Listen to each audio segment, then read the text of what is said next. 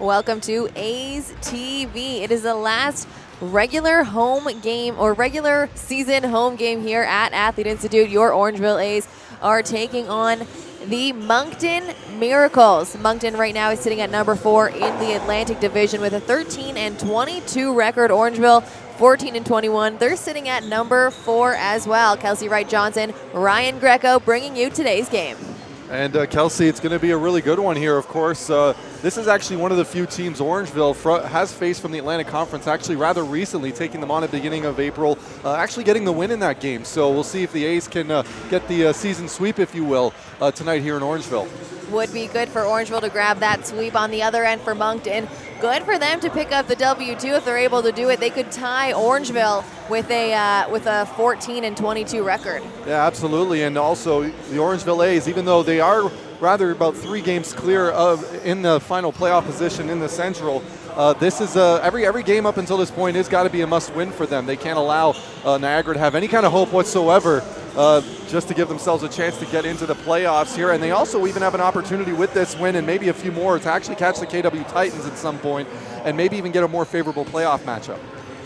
You got it right now. Like I said, they're sitting at number 4 in the Central Division right now. That would mean going into playoffs, Ryan, they're playing that number 1 team in London Lightning, which they haven't had much success in the last couple of games that they faced up. No, not at all. And the London Lightning, I mean, a lot of teams haven't had much success with them. They've been on an absolute tear. And the second half of this season now, they're cleared by 5 games as the best record in the league. So I think they're actually going to clinch that now, Kelsey, depending on how many games Halifax Hurricanes have remaining. And speaking of the Hurricanes, the top team in the Central Division, well, this is to show you that Moncton is no pushover. They actually just came away. Division. The Atlantic Division. They've actually came away with the 107-104 win in their most recent game against Halifax. So, you know, once again, this is not a team that is, or if you will, this is a team that's kind of finding its stride at the right time, going up against their division leader and coming away with the win. Ryan, looking at Moncton right now, give me the top 3 players that anyone who's watching at home on A's TV is going to have to look out for. Well, you're definitely going to have to look out for Melvin Johnson III. He's a scoring machine on this team, averaging 18.3 points per game. He's also shooting just over 45% from the field, a very, very respectable percentage there if you really think about it. Also, we have Tim Mitchell, who's leading the team in rebounds, averaging just under 9, a real go and get him kind of player. And of course, we also have Malik Story now. He's only averaging about 3.2 assists per game, but that's still good enough for the team lead. And he's done a great job, especially in that Halifax game, of finding guys open and really giving them the opportunity to get some shots off. Keep in mind that this is a team that is ranked 1st in the NBL in 3-point field goals made per game, and also in total 3-point field goals made in the entire season. So they know how to sling it, a lot like the Orangeville A's. So it's going to be a very entertaining game, if you will. Ryan, Moncton has 4 guys right now in the top 10 in 3 points made per game, led by Bird, who's shooting just under 3.5 per game. When you look at the other side, though, someone like an Orangeville A's, they've got 1 guy in the top 20. 1 guy in the top 20, but a lot of assists as well. So we're really, the Orangeville does a great job of trying to find guys, but they're really going to have to sling it tonight if they're going to have an opportunity to come away with the win. But this is, once again, a team that they've defeated fairly recently, too. So it's not like these rosters have switched over a lot lately. But unfortunately, Orangeville A's are shorthanded a little bit today. Missing Relier, Hollis Jefferson, also missing Stefan Nastich. They're down, obviously, Larry Anderson no longer on the team. So, Ryan, what is going to be the main difference today with, I mean, they're playing with 8 guys, including Justin Moss, who's back for only his 2nd game after his injury. My X factor in this game definitely has got to be Slim McGee. He's going to have to come out and bring a lot of energy, whether he's starting or coming off the bench. He's a really go-get-him kind of player. We've seen him time and again all season long be that spark plug for this team whenever they've needed either big buckets or big possessions. He's also really worked on his mid-range game throughout this season to the point now where it's almost a fire and forget. If he gets an open shot there, more often than not, he's going to knock it down. So if he continues to be that guy that they've been leaning on, especially during these tough injury stretches with Stefan Nastich out and Justin Moss still just trying to get used to the team chemistry once more, he's going to be a guy that they're going to need to rely on a lot, and also to make sure that he's not getting too block happy. If he can stay on his feet and just stay patient, he's going to have an extremely successful defensive game against a team that really doesn't have anyone that's about his size that can really match up with him at this point. I think that, Ryan, we're winding down until the national anthem, but there's one more mention that we got to make before this game starts because it deserves a huge props and a big piece of respect. Cordell Gente on Moncton. the oldest guy in the league, born in 1997. He's 37 years old right now, oldest one. Oh my goodness. Can Still you keeping the dream alive. Unbelievable, 37 years old. That's impressive, and it needs to be saluted. Speaking of salute. All right, guys, national anthem now sung by a bunch of young guns here from Orangeville. After that, we will have a performance by the Lady A's as well as the starting lineups. We'll be right back.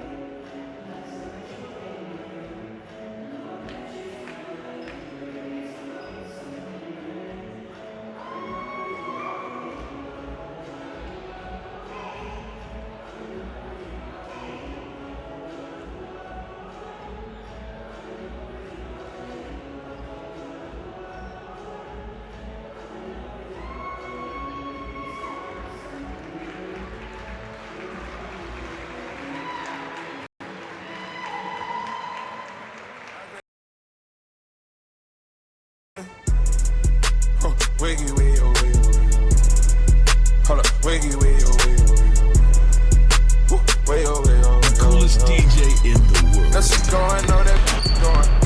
I purchased Aviani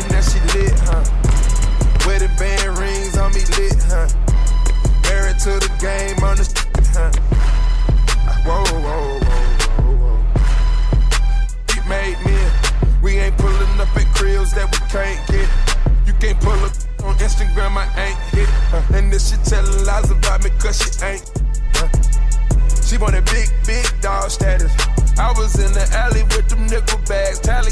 Now I'm Taliban gang status, that was sandy. And you can't get close cause you don't know me. It ain't no more dipping, dabbing, hanging low key. Deep see me and they panic. I can't believe it, I was on the corner gambling. Oh, wiggy, wiggy, oh, wiggy, wiggy. Hold up, wiggy, wiggy, oh, wiggy, wiggy. Way, oh, way, oh, way, oh, way, oh, way, oh. Every day on 3. 1, 2, 3. Every day.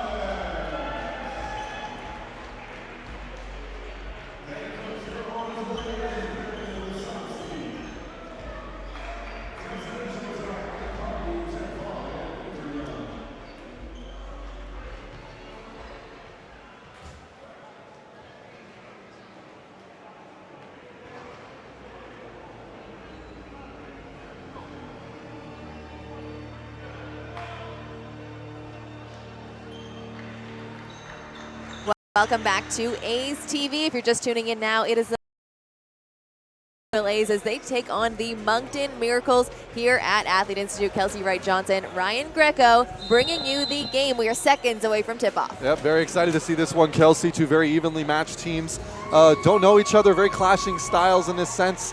We got the number 4 team in the Atlantic Division taking on the number 4 team in the Central Division. A lot of playoff implications are on the line here. Battle of the 4s and the 6. Right. That's you right. Like that? I like it. I like it. 4 and the 6. The starting lineup right now for Moncton is Malik Story, Melvin Johnson III, Tim Mitchell, Russell Bird, and Corey Lucius. Starting for the home team wearing red tonight, Corbin Thomas, Jamison Tipping, one of my favorites, Daquan Cook, Rick Bodiford, and of course the PG, the quarterback of the team, Anthony Harris. Anthony Harris, the 6-year D-League vet, joined on this team this year. He's been a guy that's gotten them a lot of big buckets this season. So we'll see if we're going to see some more of that today. Also, of course, Daquan Cook, a guy who used to give the Orangeville A's fits when he was playing for the Niagara River Lions and a few other teams. He's now joined the good guys. So we'll see what he can put together here in this game against the Moncton Miracles.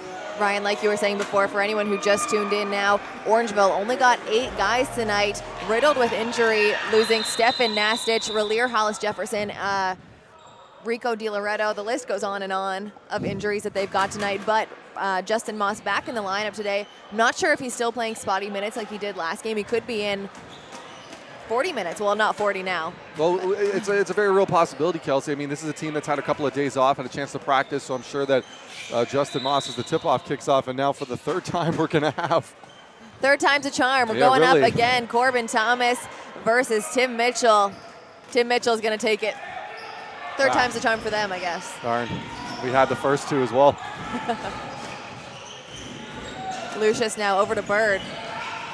Bird hands it off to Story, right back in now.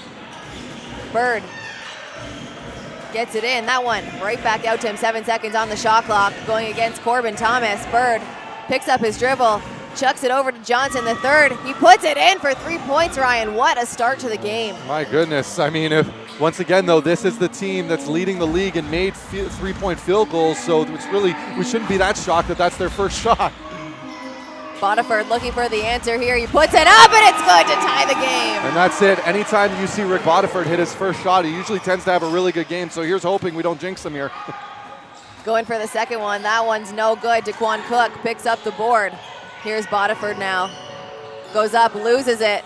Cook tries to keep it in his possession, but Johnson III able to get it. He goes down the lane. That one's good to take the lead. Wow, that was a very impressive finish at the rim there, Kelsey, but it's amazing what guys are capable of when they have all the energy ready to go here. So very impressive move and finish at the basket there. No wonder he's leading his team in scoring. There's going to be a foul there on number 33, Tim Mitchell. A little bit of hooking on Daquan Cook down low. It's not going to be a shooting foul. It's going to be Orangeville ball on the baseline, 14 seconds on the shot clock. Well, Mitchell, he's in tough right now facing up against Cook. Daquan Cook, one of the bigger, stronger guys in this league, so don't be surprised if you see a few of those calls go Daquan Cook's way.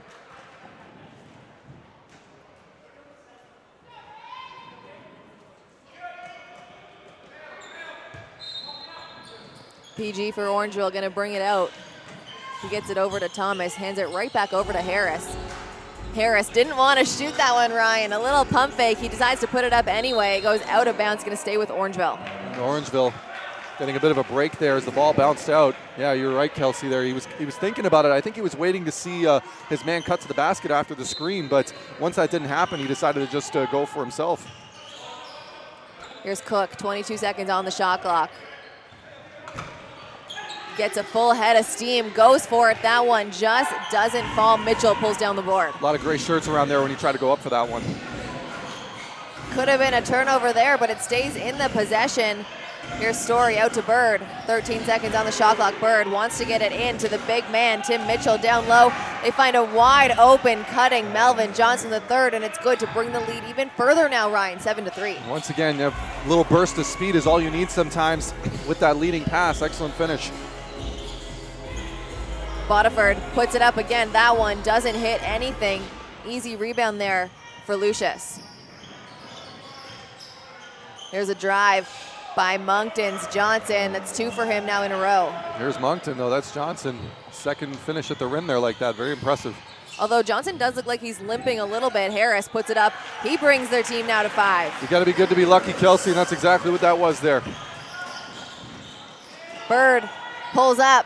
Right now, Bird is leading his team in 3 points made right now with just under 3.5 threes per game, Ryan. Here's Cook. He goes up. There's going to be a blocking charge on Bird.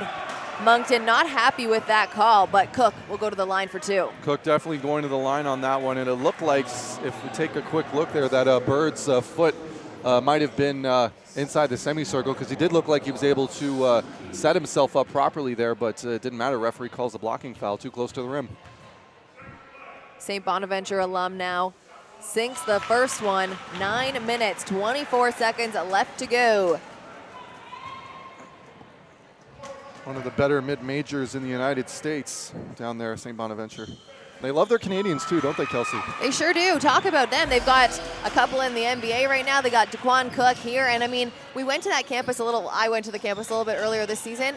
Not the nicest campus, the coolest gym though. Oh yeah, absolutely. Coolest gym. And the whole community really comes around to watch every single game. So what an experience Cook must have had there. No, I believe it.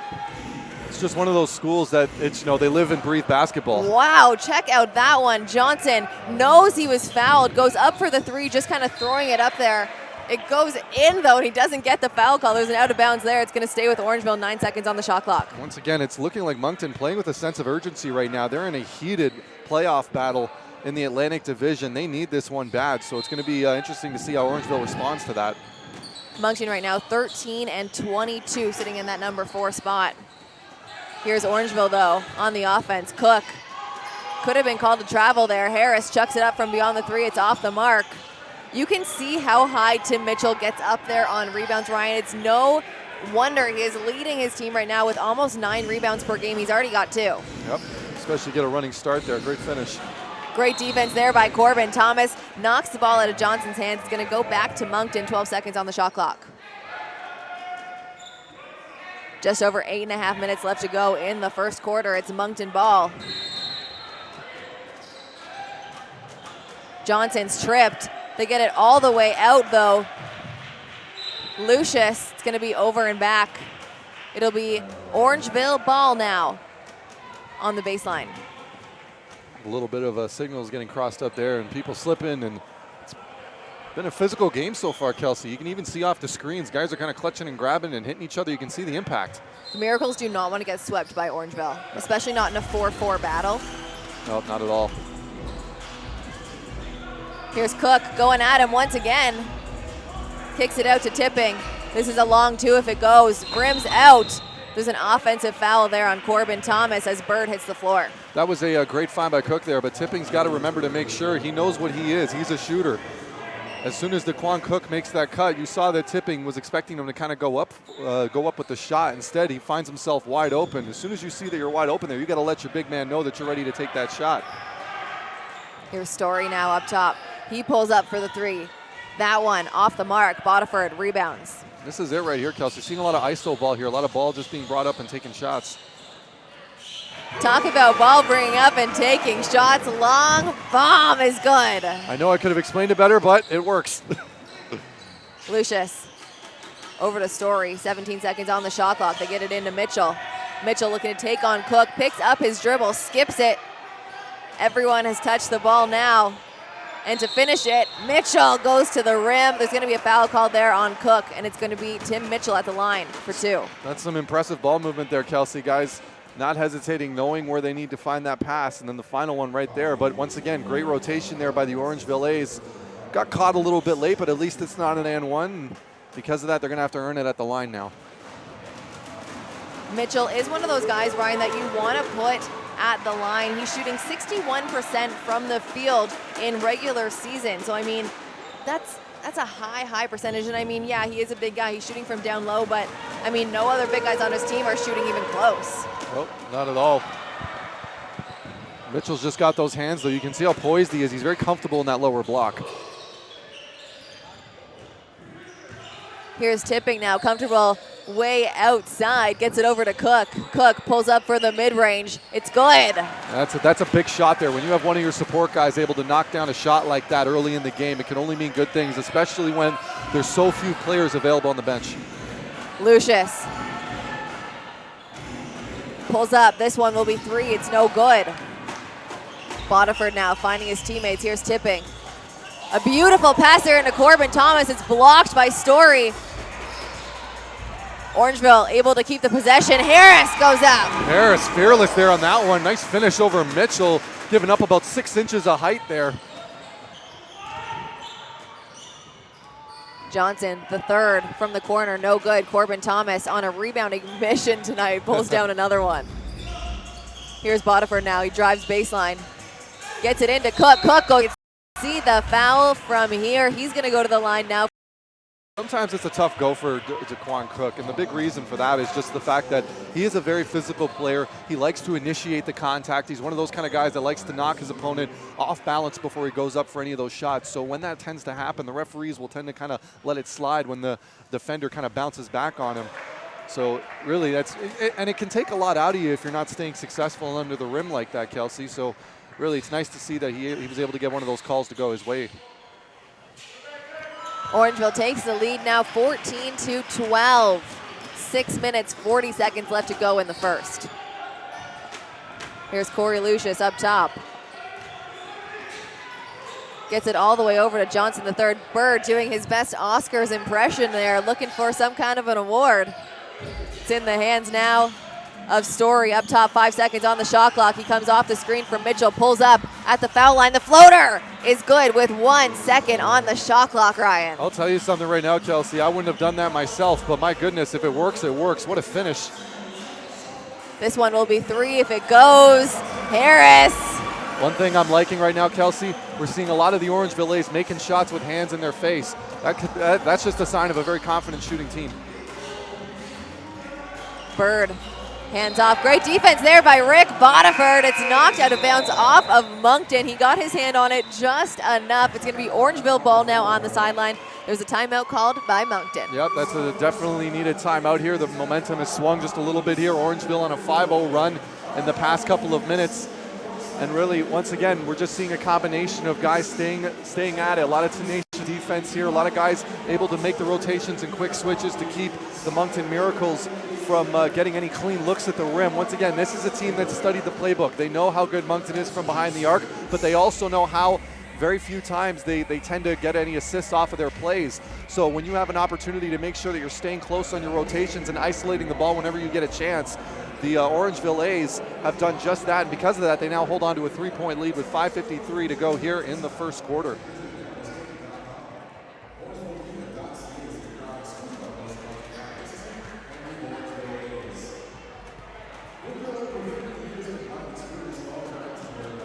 Looking at some stats, Ryan, quickly in the first. We're about halfway done, a little over halfway done the first quarter now. Leading the way, Melvin Johnson III already has 11 points, going 5 for 9 from the field. Oh, I mean, he's been their leading scorer all year, and he is averaging 18 points a game. So really just seeing that ability. And once again, you got to remember, these are two teams that only face each other twice a year. So when you don't really get an opportunity to see some of these guys and their tendencies and what they do well on the floor, you're almost kind of playing a guessing game on defense. You just have to try and stay as aggressive as possible. So when you're giving a guy like Melvin that kind of space to work with, you've seen what he's capable of doing and how dangerous he can be. And I think Orangeville is now starting to take those mental notes. Brian, we talked a lot about how Moncton is one of the leading teams in the leading team in 3 points made per game, including 4 of their guys in that top 10 position. They've got 1-3 so far in the game. Only one for 6. Yep, the very first one actually, the one from behind the volleyball line, if you will.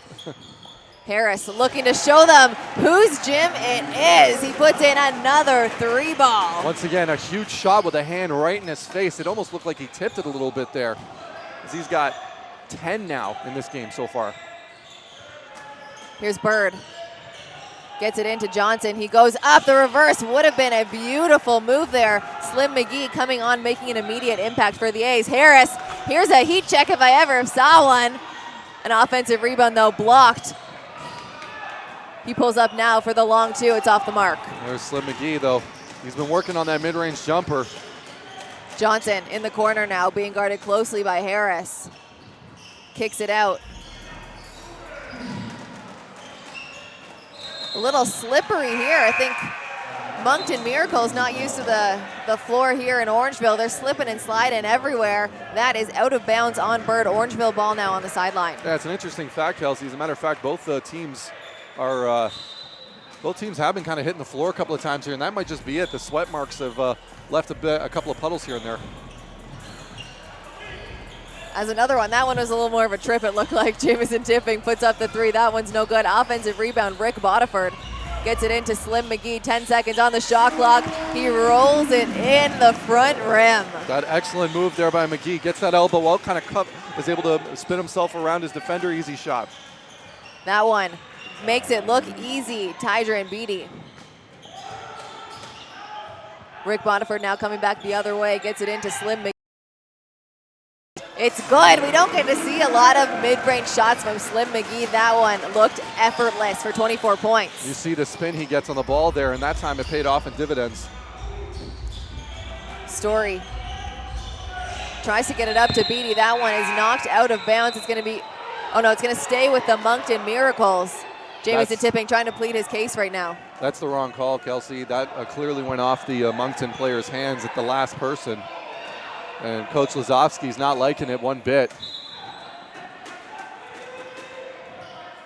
Yeah, he's pretty mad about that call. 24-16 right now, just over 4 minutes left to go in the game, Ryan. His face is almost the color of these jerseys. I'll be honest, you know what, like you and I probably have the best seats in the house to watch that play. It really did clearly look like it went off the Moncton player's hands, but you know, nobody's perfect, so Moncton's gonna get the ball here and get a chance to cut into this lead.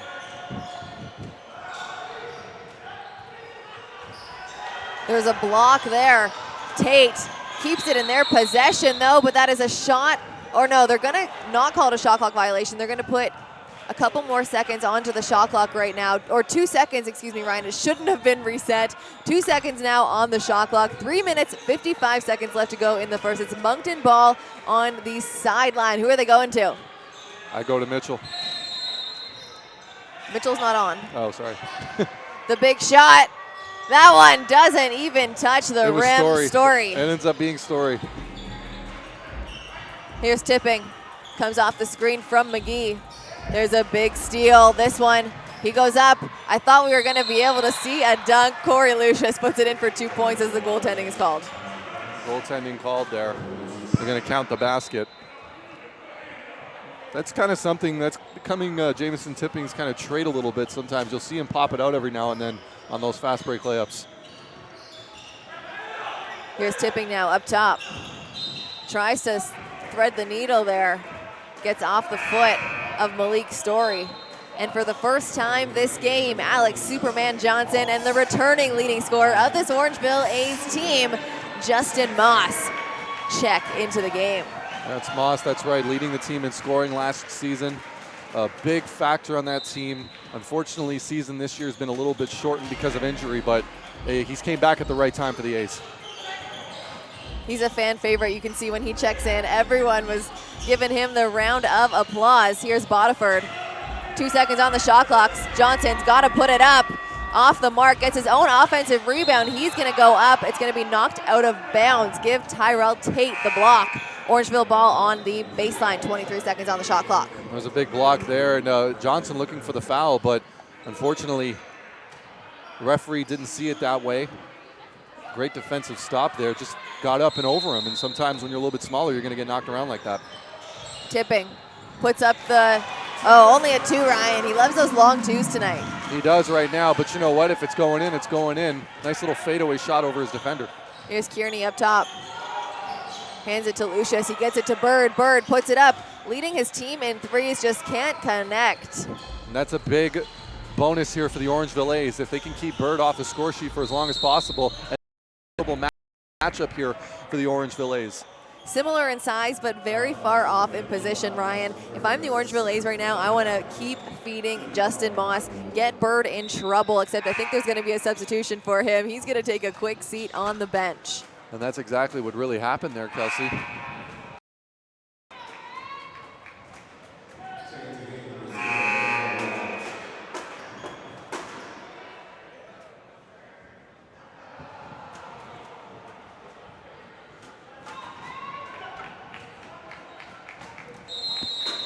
Daryl Wong checks into the game for the Moncton Miracles. It's Orangeville ball on the baseline.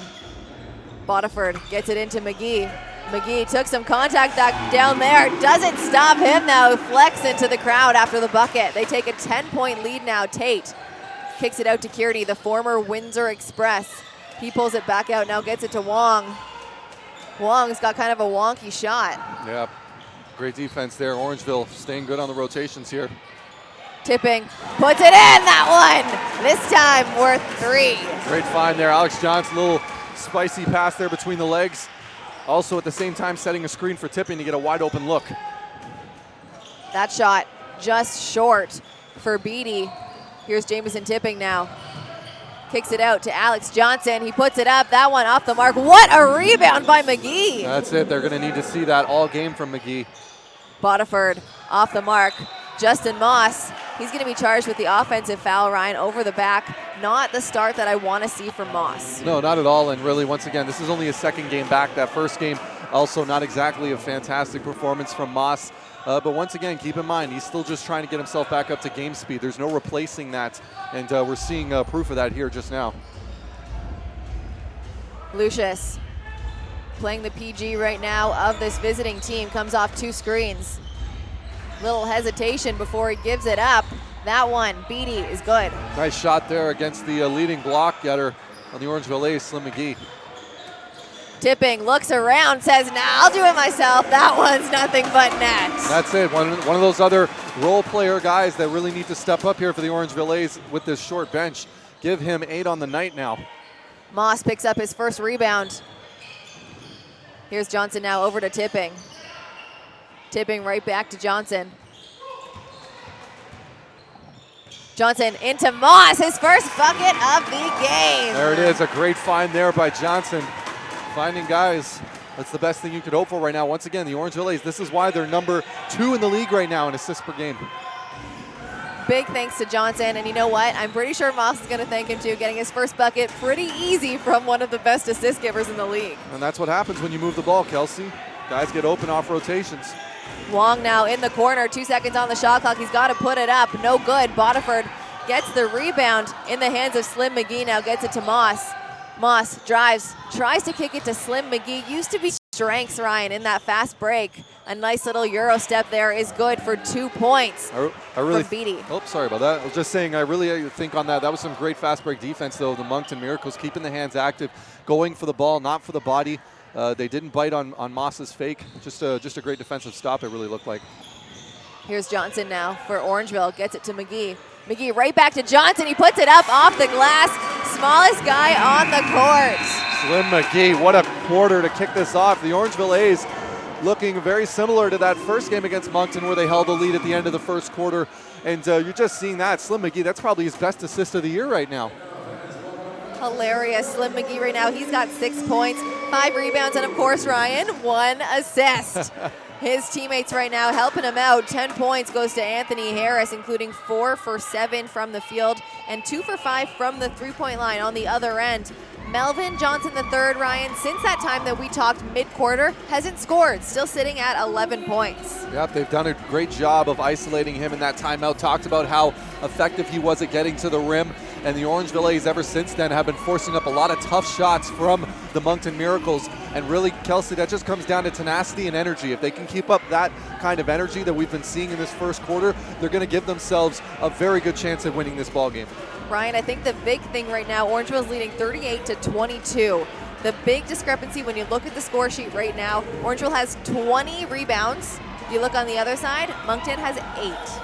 And once again, when you're able to show the hustle stats, they usually prove who ends up winning that game. On top of that, Orangeville has 11 assists tonight.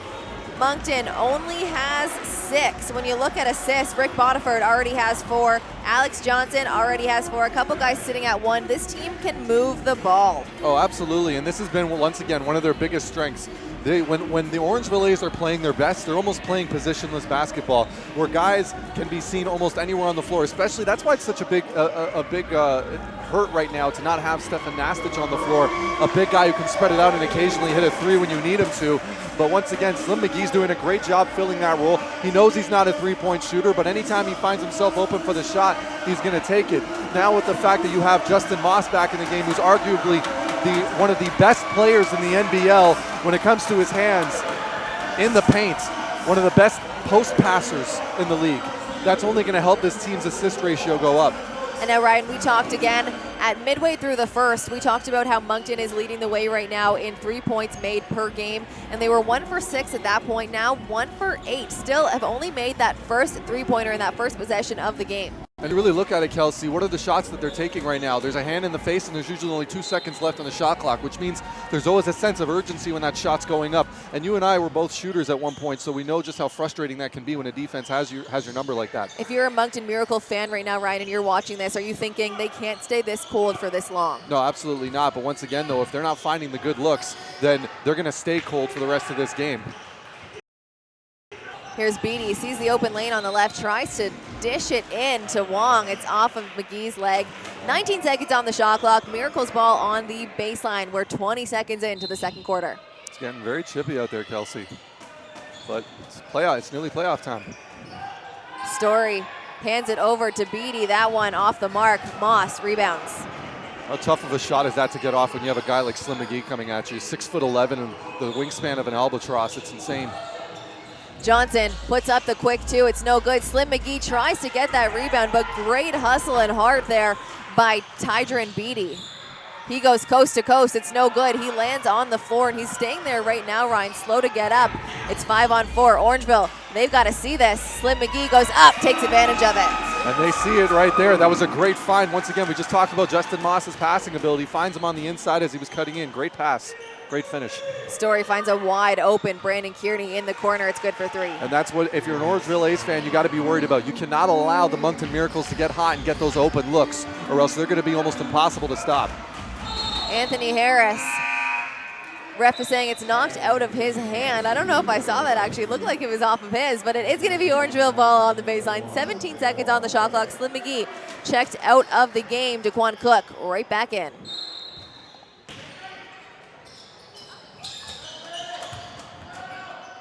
Here's Jamison Tipping. They try to get it into Cook. It's stolen, though, by the Moncton Miracles. A big shot in the corner. That one is no good for Tate. Orangeville got away with one there with that open shot. Harris over to Moss. Moss, the Euro step with the left hand. He goes up, gets his own offensive rebound, goes up again, can't get it to fall. That foul is going to go to Brandon Kearney, and Moss will go to the line for 2.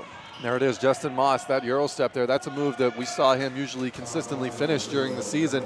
Of course, once again, he's been out for a little while, but the good old Justin Moss coming back, getting that rebound there. And going back up again, that's also something that we've seen him do plenty of times throughout the last couple seasons. Moss, the former MAC Player of the Year, sinks the first one now on the night. He's got 3 points and 3 rebounds.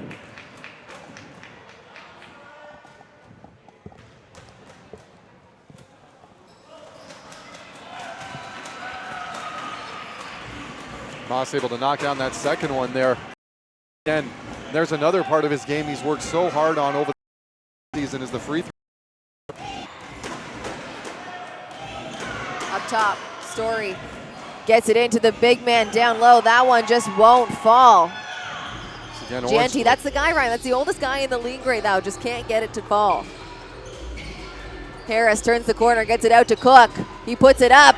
Even the big man getting in on the action here tonight at home. It is a 3-point clinic by Orangeville. My goodness, and really what form he showed there.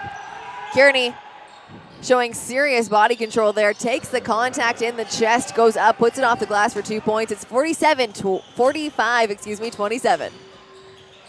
Orangeville, they need to keep their foot on the pedal, though. This is something that they've kind of challenged with the last couple seasons, is being able to finish out games when they've had big leads.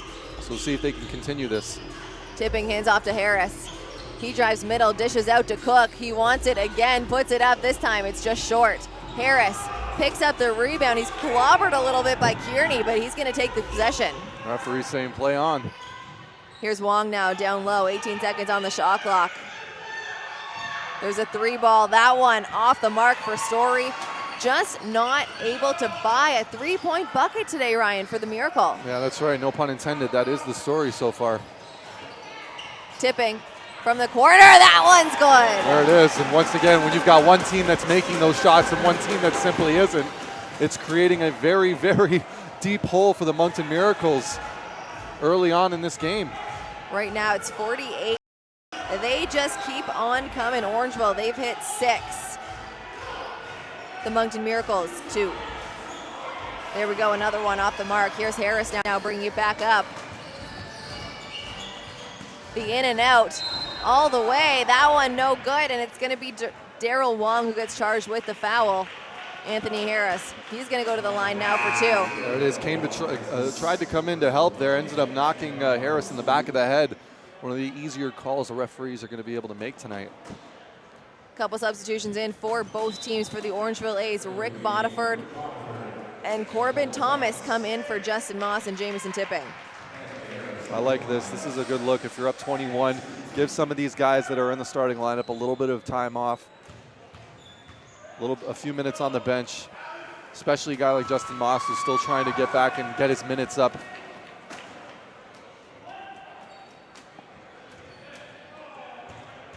Harris at the line for one more. I'll tell you one thing, Kelsey. I don't think any of the Orangeville A's guys are going to be complaining in these last 2 weeks about playing time. Seriously. With 3 guys on the bench, everyone is going to get their minutes. Absolutely. Go ahead. Stolen by Rick Bodiford. He's holding his hand now. Looks like he might have jammed his finger there on the steal, trying to pull it out kind of the socket as he's running down. Still trying to kind of pull it out there. It looks like it's his thumb. There's going to be a blocking call there on Cook. And it looked like Cook moved his feet at the very last second while he was taking the contact. I think maybe that might be the reason why he ended up getting the call to go against him.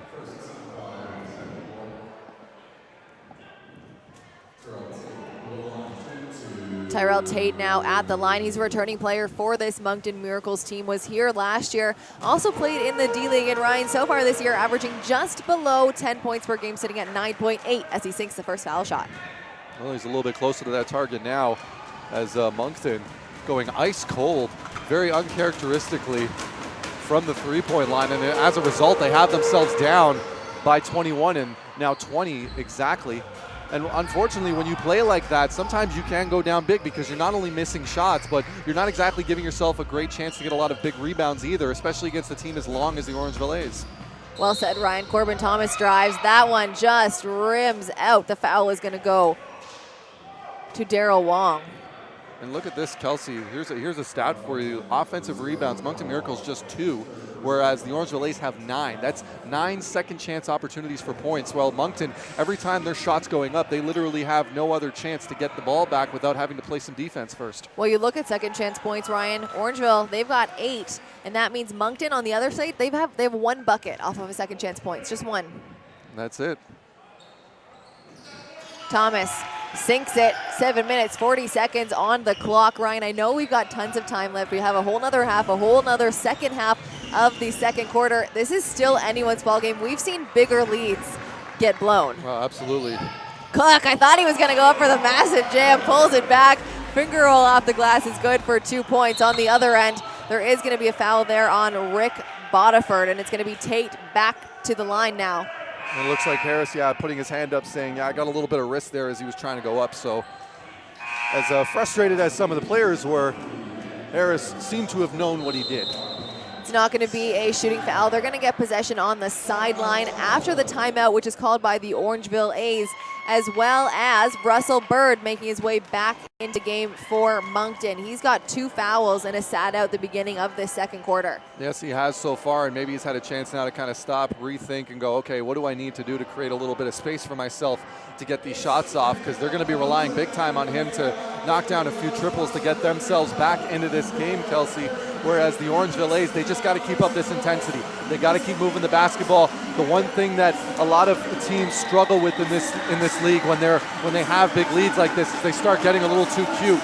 And that's one thing that the Orangeville A's did not get to this point by playing cute basketball. They've been playing tough, aggressive, physical basketball, and they've been hitting their open shots. And those are the 2 things that they need to continue to do throughout the rest of this half and for the rest of this game to get this W, because nothing, as we know, is guaranteed in this league. I think we can keep talking about Ryan, and I think that's going to be the biggest story of the game right now is the 3-point percentage differences right now. Orangeville, they're shooting 50%. They've hit 7 3-pointers this game. On the other end, only 2 for the Moncton Miracles, but I mean, they are not shy of taking them.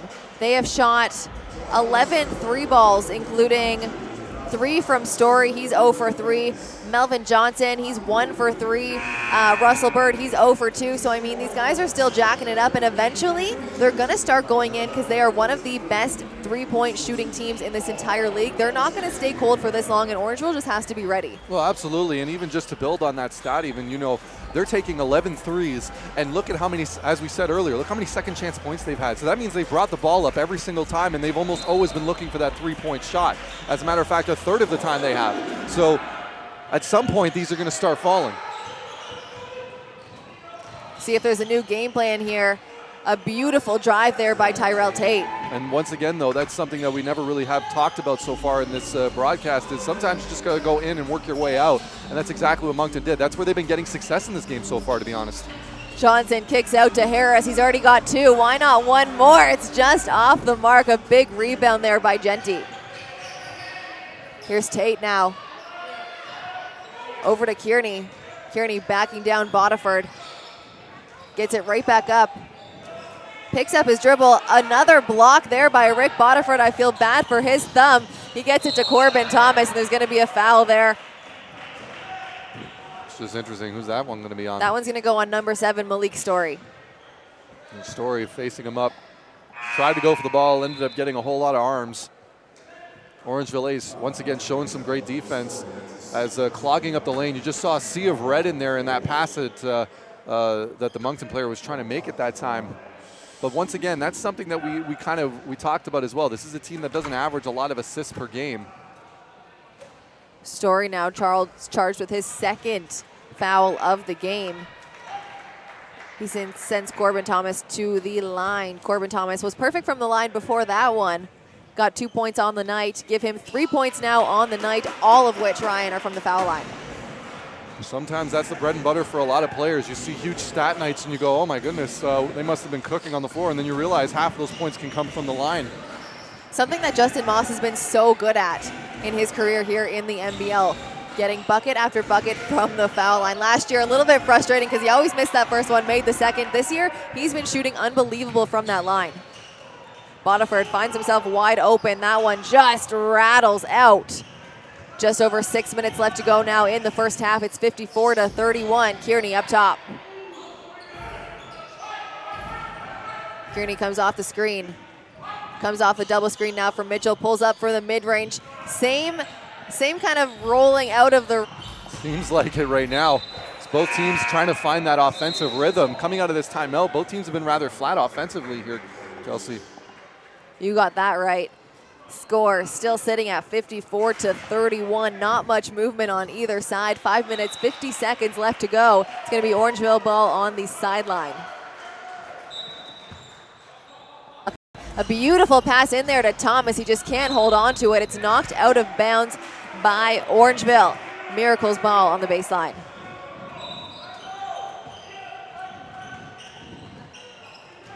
Lucius brings it up for the visiting team, wearing the camo, gray, and orange tonight.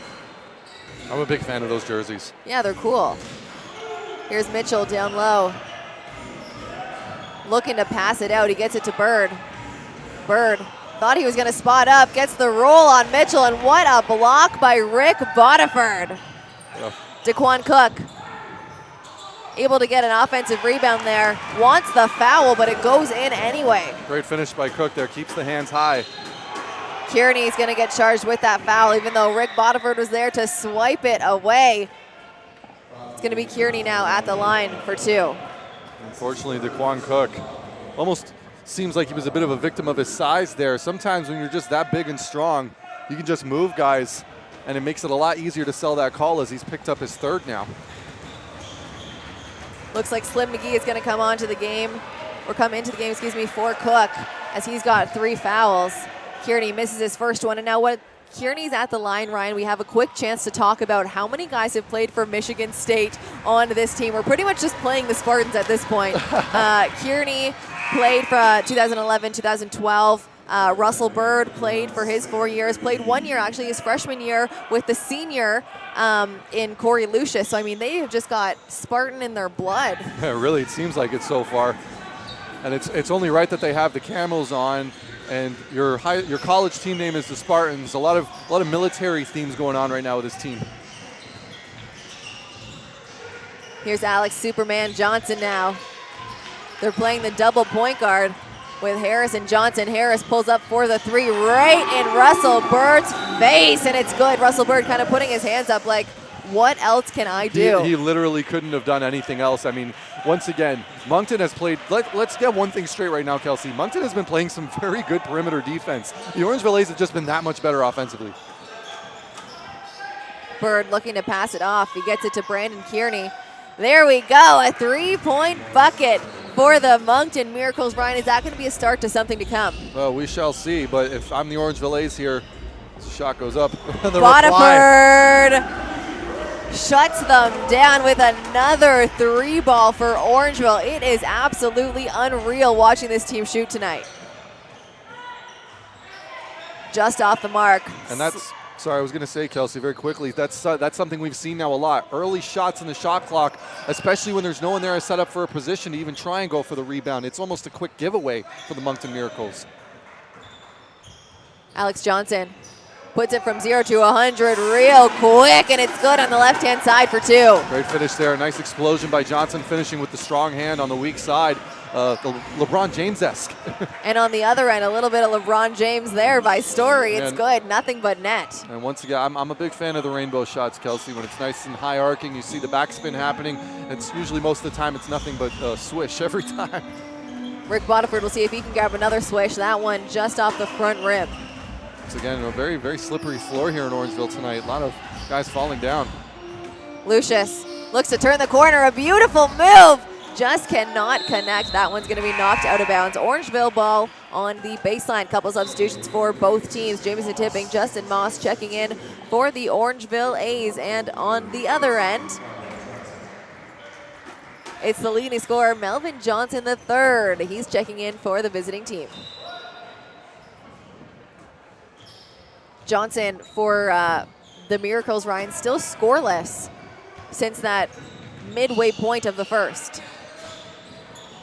Rick Bodiford into Moss. Moss right back out to Bodiford, the 2-man game now. 9 seconds on the shot clock. Moss puts up a few hundred pump fakes, can't get it to fall, and it's Bird on the other side with the rebound. That's a tough miss there, but when you've given yourself that many pump fakes, you might fake yourself out. Here's Harris now. He's going to look to go all the way, splits the defenders, makes it look easy. I don't think everyone just realized what he just did with that ball there. He spun it sideways, it bounced right back to him, faked the pass, and then got the layup in. Someone's got to get another angle of that one. Here's Bird now up top. Gets it over to Johnson. Johnson to Story. He swings it to Corey Lucius off the mark. Tipping. A big steal. We're going to get a massive jam here by Story. And kind of anticlimactic there. Right now, I think the Moncton Miracles, they just want to put points on the board at this point, and no nonsense layup there by Story. And almost in a way, you kind of got to respect that almost. You do got to respect it. He wanted the bucket, but I mean, another thing that his team needs besides buckets right now is momentum and a little bit of pump me up. And that's what a nice fast break, dunk, jam gets your team. It gets your bench on their feet. It gets your guys a little bit pumped up, ready to make a little bit of a comeback, kind of chip away at this lead. But you're right, 2 points is guaranteed with 9, just over 2 minutes left to go in the first half. Ryan, Orangeville still outscoring this Moncton's team 28-17 in this quarter. Well, really, just to build on what I was saying briefly there about a minute ago, with Orangeville, you're seeing guys take their time, use up the shot clock, keep moving the ball around, and even though those passes have been getting picked off occasionally here and there, you are also seeing a lot of ball movement, especially with the 2-point guard combo now with Alex Johnson and Anthony Harris. Whereas on the other end, you've got the Moncton Miracles, who usually do 1 or 2 passes, and then they're shooting a 3 with about 18 seconds still remaining on that shot clock. So when that shot goes up and guys aren't even really getting a chance to get into position in the other end to try and even go for a rebound, and when you're not shooting the ball well to begin with, it can make for a very frustrating night for everybody involved. They're shooting 21% right now from the 3, Ryan, and like you said, second chance points have not moved a bit. The rebounds still only sitting at 2 offensive. Heading into the 2-minute mark now of the second quarter. It's Alex Johnson up top, being guarded closely. Rick Waterford now into Moss. Moss, he sees the opening, he goes up. There's going to be a foul call there. That one is going to go to Tim Mitchell. Moss will go to the line for 2. And that's a great decision by Moss there, just exploding off of that foot. Once he saw the hesitation, the lane open up just a little bit, he knew he was either going to get a bucket or he was going to get fouled. He is just too wide and too strong going to the rim to get really any kind of clean block off of him, unless, I mean, you're bigger and stronger, which is something that you're not going to see a lot in this league. Moss, he's got 4 points on the night, 6 rebounds, 1 assist. 2 for 3 from the foul line.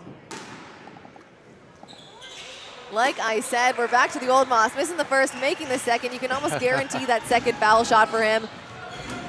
That's that game speed, Kelsey, so you can't replace it. Give him 5 points now on the night. Here's Mitchell up top. Gets it over to Story. Story goes up off the glass. It's good. There it is. I know McGee wants that one badly as he saw it sail just over his hand. Nice finish. Moss tries to take the contact. That one is going to go to Tim Mitchell once again. What body contact here for Justin Moss as Tim Mitchell picks up his 3rd. And how is that happening, Kelsey? Once again, excellent passing. Everyone playing with their head up. Justin Moss is, as you were alluding to as well, hustling down the floor, keeping his head up, making sure his hands are ready. And once again, he receives those passes almost better than anybody in the league. And that's the reason why you keep seeing him get to the line, because he's finding ways to slip past the defense. So even if he's not scoring the buckets right away, you'll see him. He's had nights where he scored 18 points off of the foul line just from getting those kind of cuts every single time. He's got some of the best hands in this league for a big. And I mean, as a big, he's a big guy, but he has kind of the mobility of a guard. Like, he can move, he can slash, he can cut. Yep, he's a very, very proportionate body type, if you will, there. 6 points now on the night. There's a foul called on the other end. Moncton Miracles, that one will send Melvin Johnson to the foul line for 2. I'm a big fan of that. Melvin Johnson doing everything he can right now to attack the rack. And if you're Moncton, that's kind of what you sort of need at this point. Just a couple of positives to build off of going into this half before you try and make that big push in the 3rd quarter. Johnson still scoreless since the midway through the first. There you go. He got his first bucket now of this quarter. He's sitting at 12. One thing we've seen from Johnson more than anything, though, is he's had some really impressive takes to the rack here, Kelsey, in that first quarter. And once again, you see it right there. So maybe that might be the switch up of strategy here for the Moncton Miracles.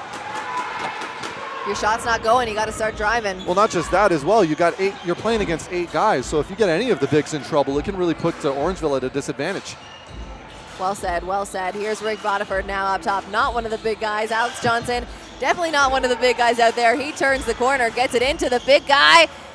And there we go. Big guy to big guy. Slim McGee puts it in for 2. And once again, we're seeing constant ball movement. Everyone playing with their head up. This is why Orangeville's number 2 in the league in assists. Here's Beatty over to Lucius. Bird kicks it out to Story. Beatty hands it off now. Lucius finds Story on the other end. 3 seconds on the shot clock. He's got to put it up. Another miss for the best 3-point shooting team in this league.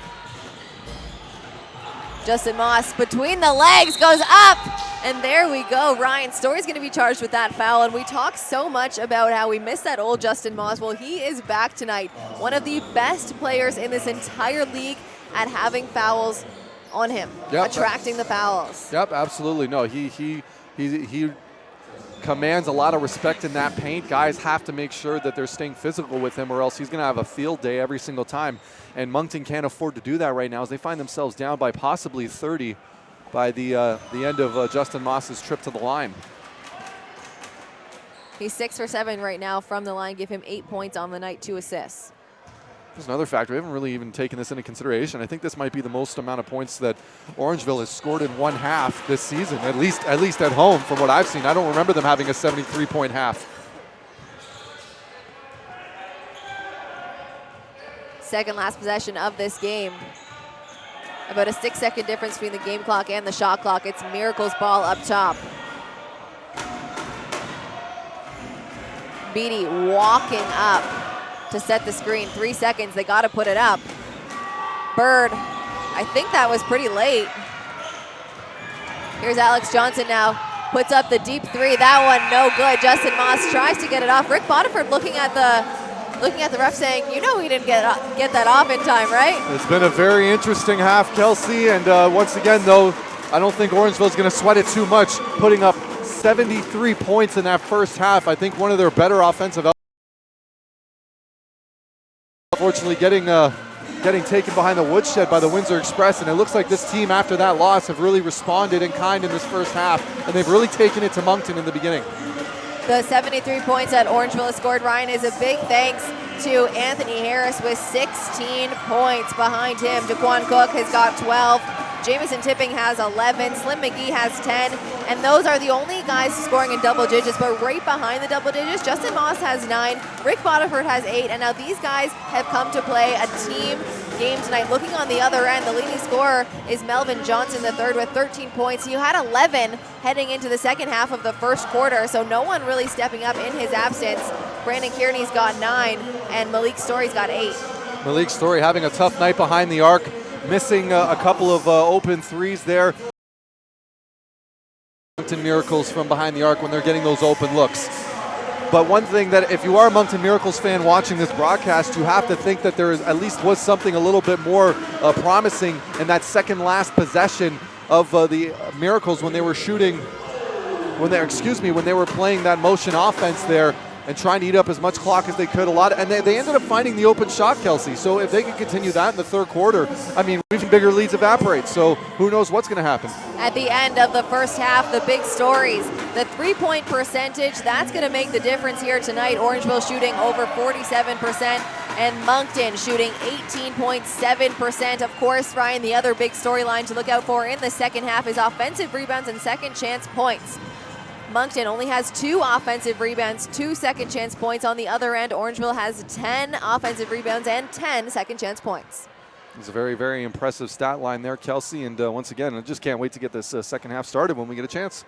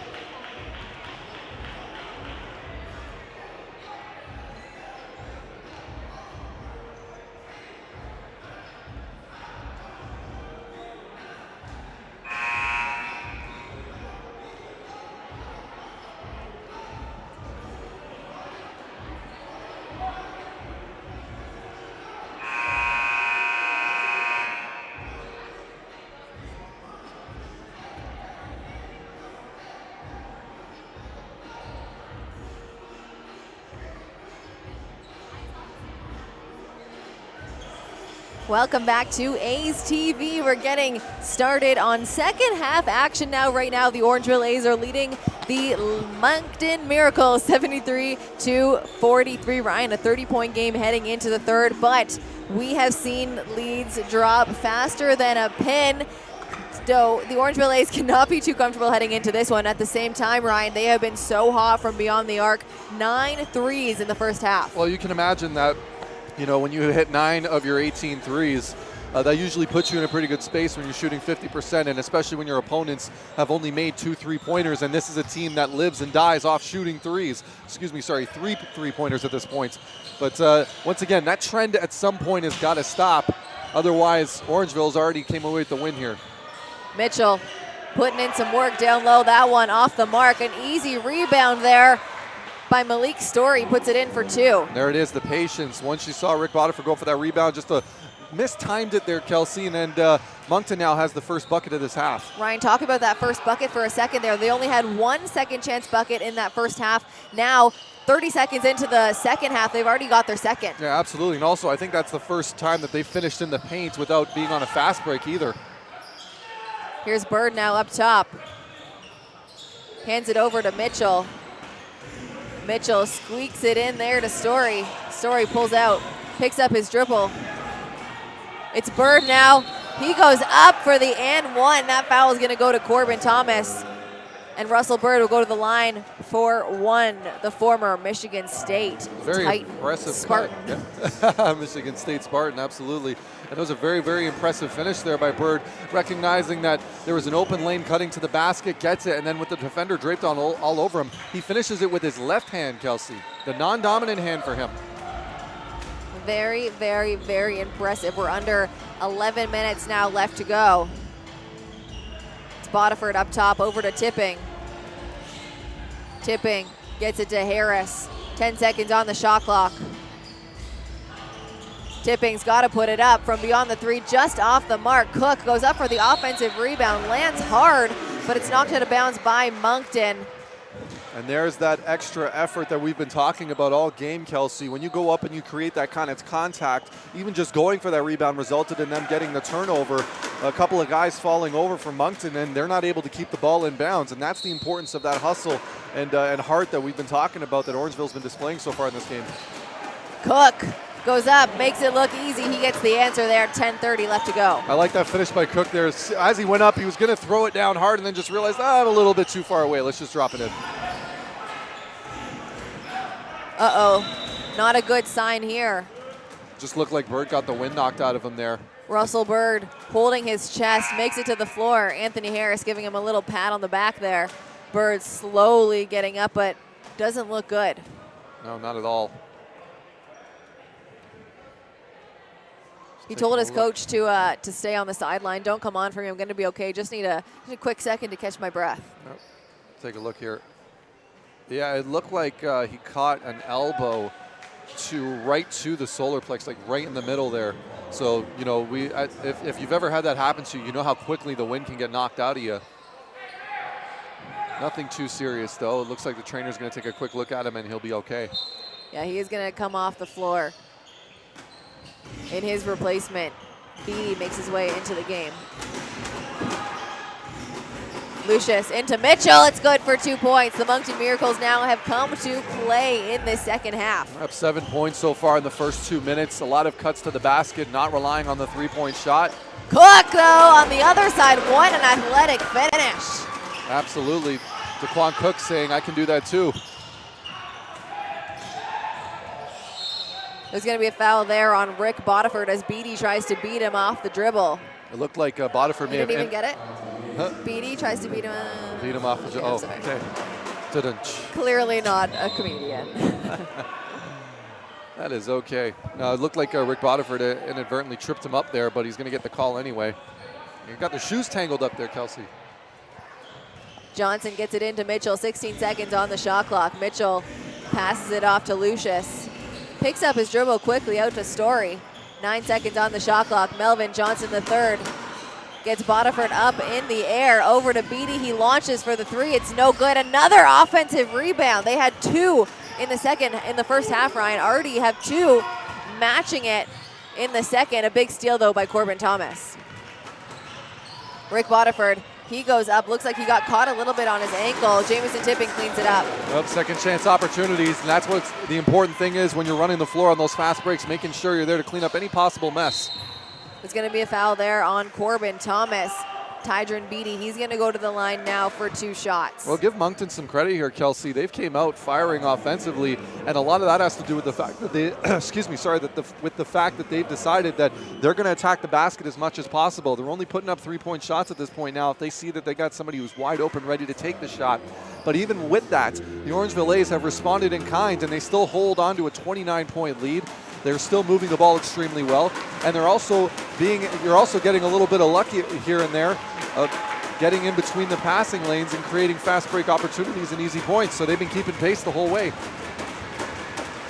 Right now it's tight in the third. Moncton Miracles, they lead the way 7-6 in this third quarter. Make that 8-6 now as they take the 2-point lead in this quarter over Orangeville.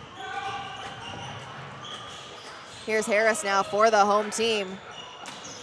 Gets it to Tipping. He swings it all the way over to Bodiford. A wide open Daquan Cook is blocked by Mitchell, and they're able to keep it in bounds. What a play. Beatty gets it over to Lucius. It almost looked like a block there. I'm pretty confident that was a block.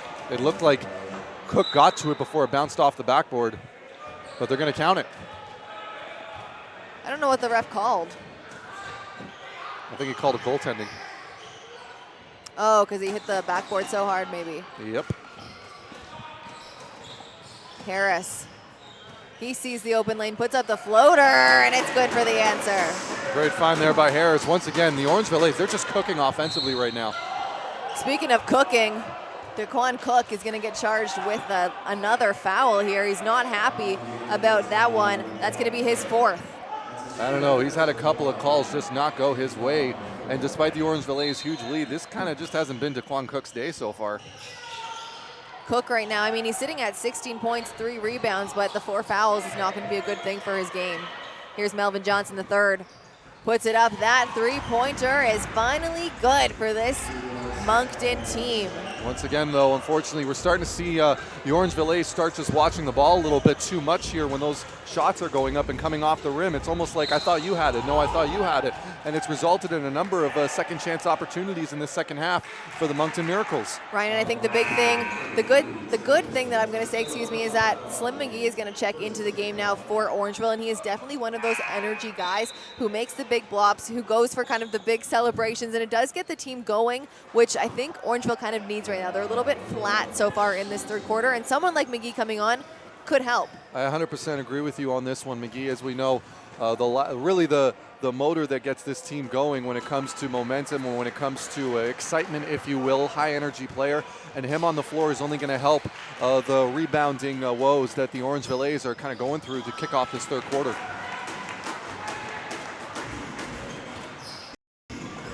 Here's Lucius now, up to Beatty. 15 seconds on the shot clock.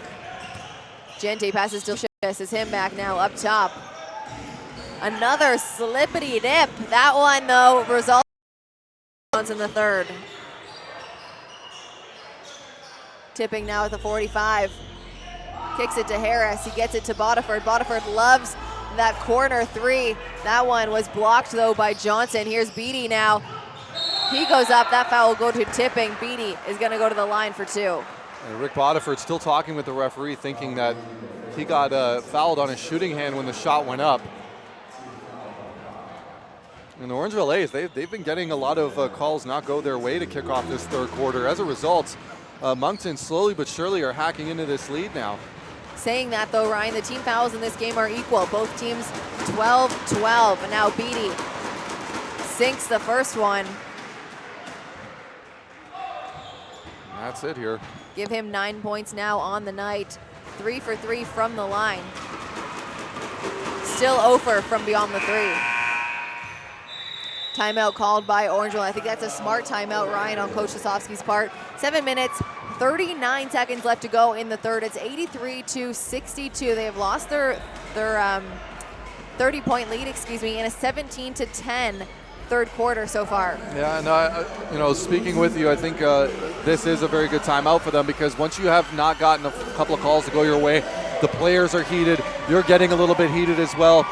This is just an opportunity for everyone to kind of cool off a little bit and remember exactly what got them this lead in the first place. And as a result, the Orangeville A's, though, still holding on to an impressive lead right here in the third quarter. But as we've said before, Kelsey, they've hacked away. They've cut into about 9 points of that lead. So we'll see what happens as they come out of this timeout. Ryan, I think a big thing to keep in mind now, the Miracles scored 22 points in the first quarter, 20 points, and already with just under 8 minutes left to go in the third, they already have 19 points. They're one bucket away right now, less than halfway through the third quarter to tying their total for the second and first quarters. And really, when you get a chance to see how this team is playing right now, they've all but abandoned the idea of just putting up three-point shots for the sake of putting up three-point shots. The ball is moving much quicker. Guys are cutting to the lane. They're finding guys open. And when you also add in the fact that you're facing a team that's up by 30, you're eventually, at some point, you're going to see some lackadaisical effort on the defensive end from the winning team right now. That's just how basketball works to a certain degree, and just how the mentality kind of goes around. So when you give yourself a chance to outwork your opponents, you're getting better shots, higher percentage shots, you're beating your man off the dribble, or you're getting an open look from behind the three-point line, it doesn't matter what the score is, you're going to give yourself a chance to at least make a push. 7 minutes, 30 seconds left to go now in the third. Harris beats his defender, pulls up for the mid-range. That one was not going to be good, but Rick Bodiford jumped out of nowhere for the alley-oop. Rick Bodiford throwing it down. Very impressive finish there. That's the kind of energy that Orangeville needs right now to get their minds right back in it. And they sure are. You can see the energy now on the defensive end. Here's Lucius, 12 seconds on the shot clock. Gets it over to Gienti. He hands it off to Johnson, the third, puts up the floater off the glass. What a beautiful finish. And that was it. Just everyone was kind of waiting for him to make that pass. And then once he realized how close he was to the rim and how much space he had between him and McGee, it's just an easy decision. Nice little floater. McGee up top, hands off to Tipping.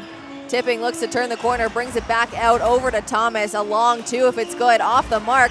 Bodiford with the offensive rebound. He goes back up. That one just doesn't fall. Unfortunately, it's just a natural reaction. Even if you don't exactly have a great angle on the rim, you're going to try and go back up if you're that close. McGee not going to be charged with that foul. What a no call on that one, Ryan. Once again, McGee standing straight up. I guess the referee just saw that. The contact was being initiated by the ball handler, I suppose. Harris goes for another floater. This one is good. He's 2 for 2 now from the middle floaters. There we go. 23-point lead. Orangeville trying to make sure they can close out this game.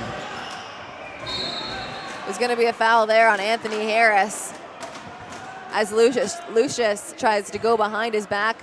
Looks like a little bit of a hand check there. Harris is going to take a seat on the bench now. Johnson makes his way into the game.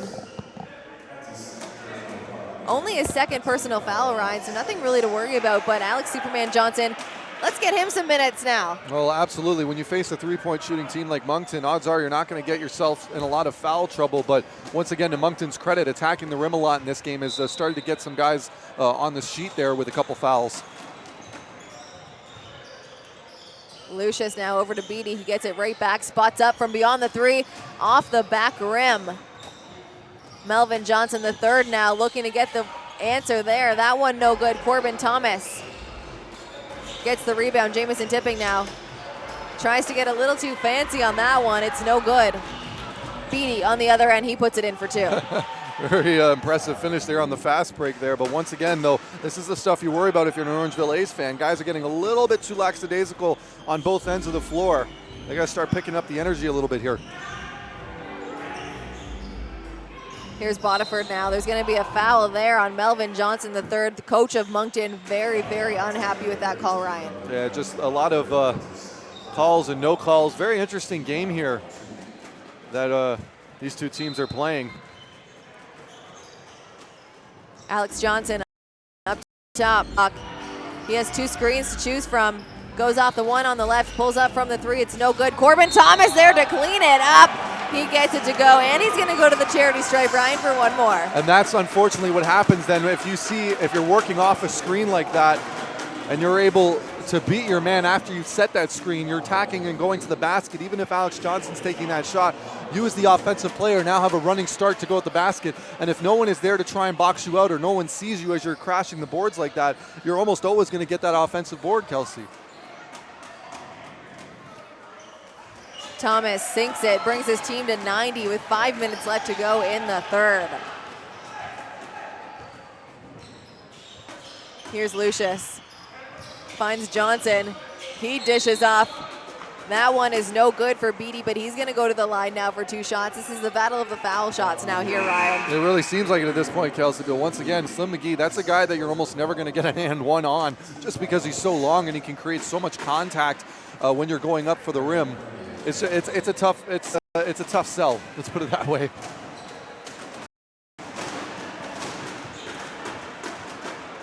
Tydron Beatty, that one's good. You can see the fans now trying to get loud. Distract Beatty.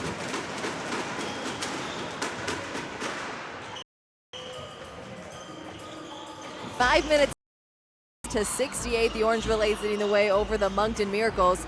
Here's Bodiford handing it off to Slim McGee. It's knocked out of bounds. It's going to go Moncton ball. Didn't look like McGee was ready to take that pass there. After he set the screen, he was kind of going straight to the rim. His head was still up, not really noticing that the ball just rolled off his hand there. Lucius finds a wide open Beatty. He goes for the jam. There it is. Once again, though, Orangeville. We were waiting for that. We were waiting for that, Kelsey, but once again, the Orangeville A's get caught standing around on that one there. Easy bucket. Here's Tipping. Comes off the screen from McGee. He pulls up for the mid-range. McGee grabs the board. Goes up with the left. It's no good, and there's going to be a foul called. And it's going to be on Moncton. I think it's going to be on Beatty, Kelsey.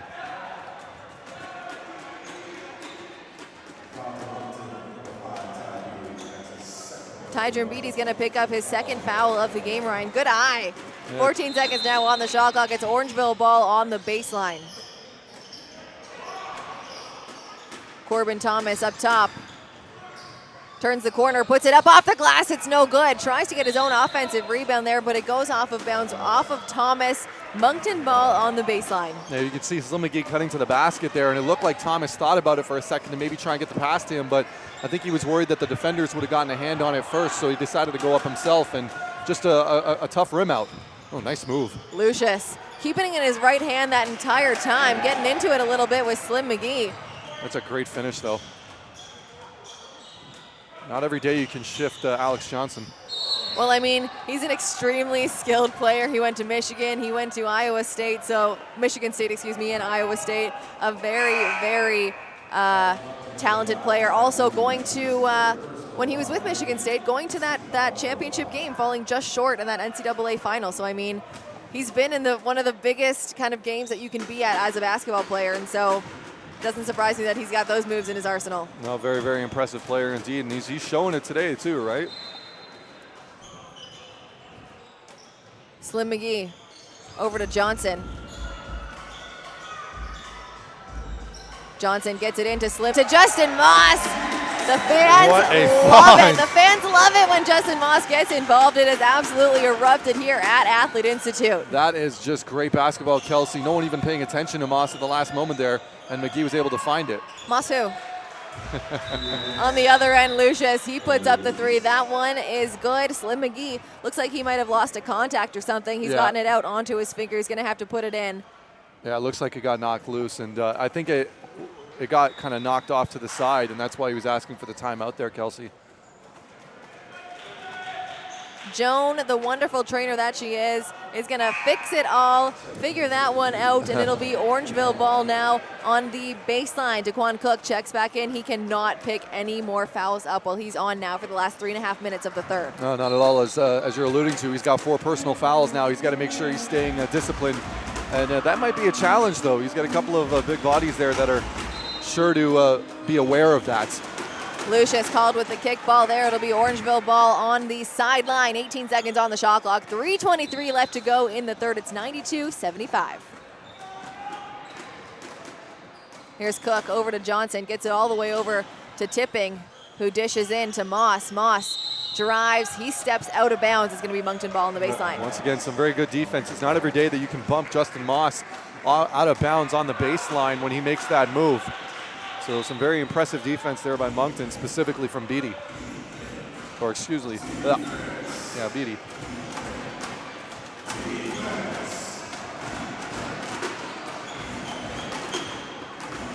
Lucius, hands off to Beatty. Beatty gets it into Story. They try and find the open man. That's knocked out of bounds though. 7 seconds on the shot clock. A good substitution here to get Slim McGee back on for Cooks.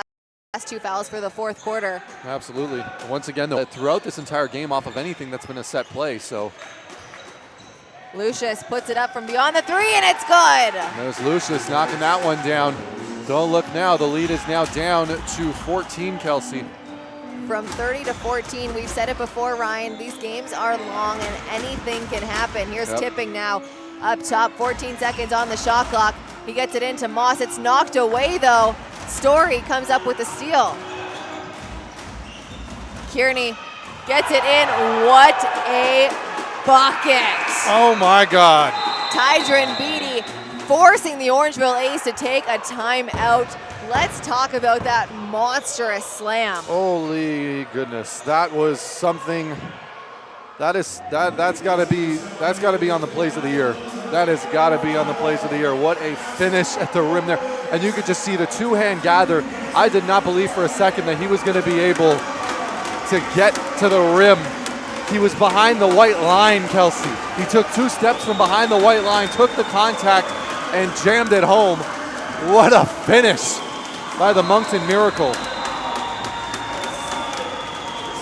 2 minutes, 27 seconds left to go in the third. If you guys want to rewatch that, it's the good thing about YouTube.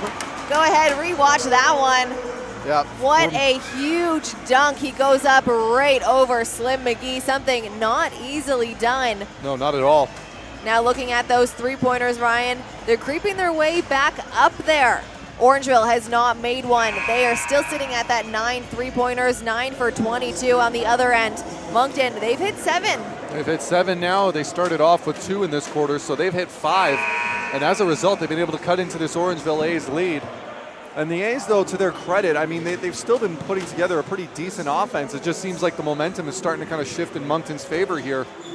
The momentum has completely switched. Ryan, Moncton leading the way now 37-19 in this third quarter. Yep.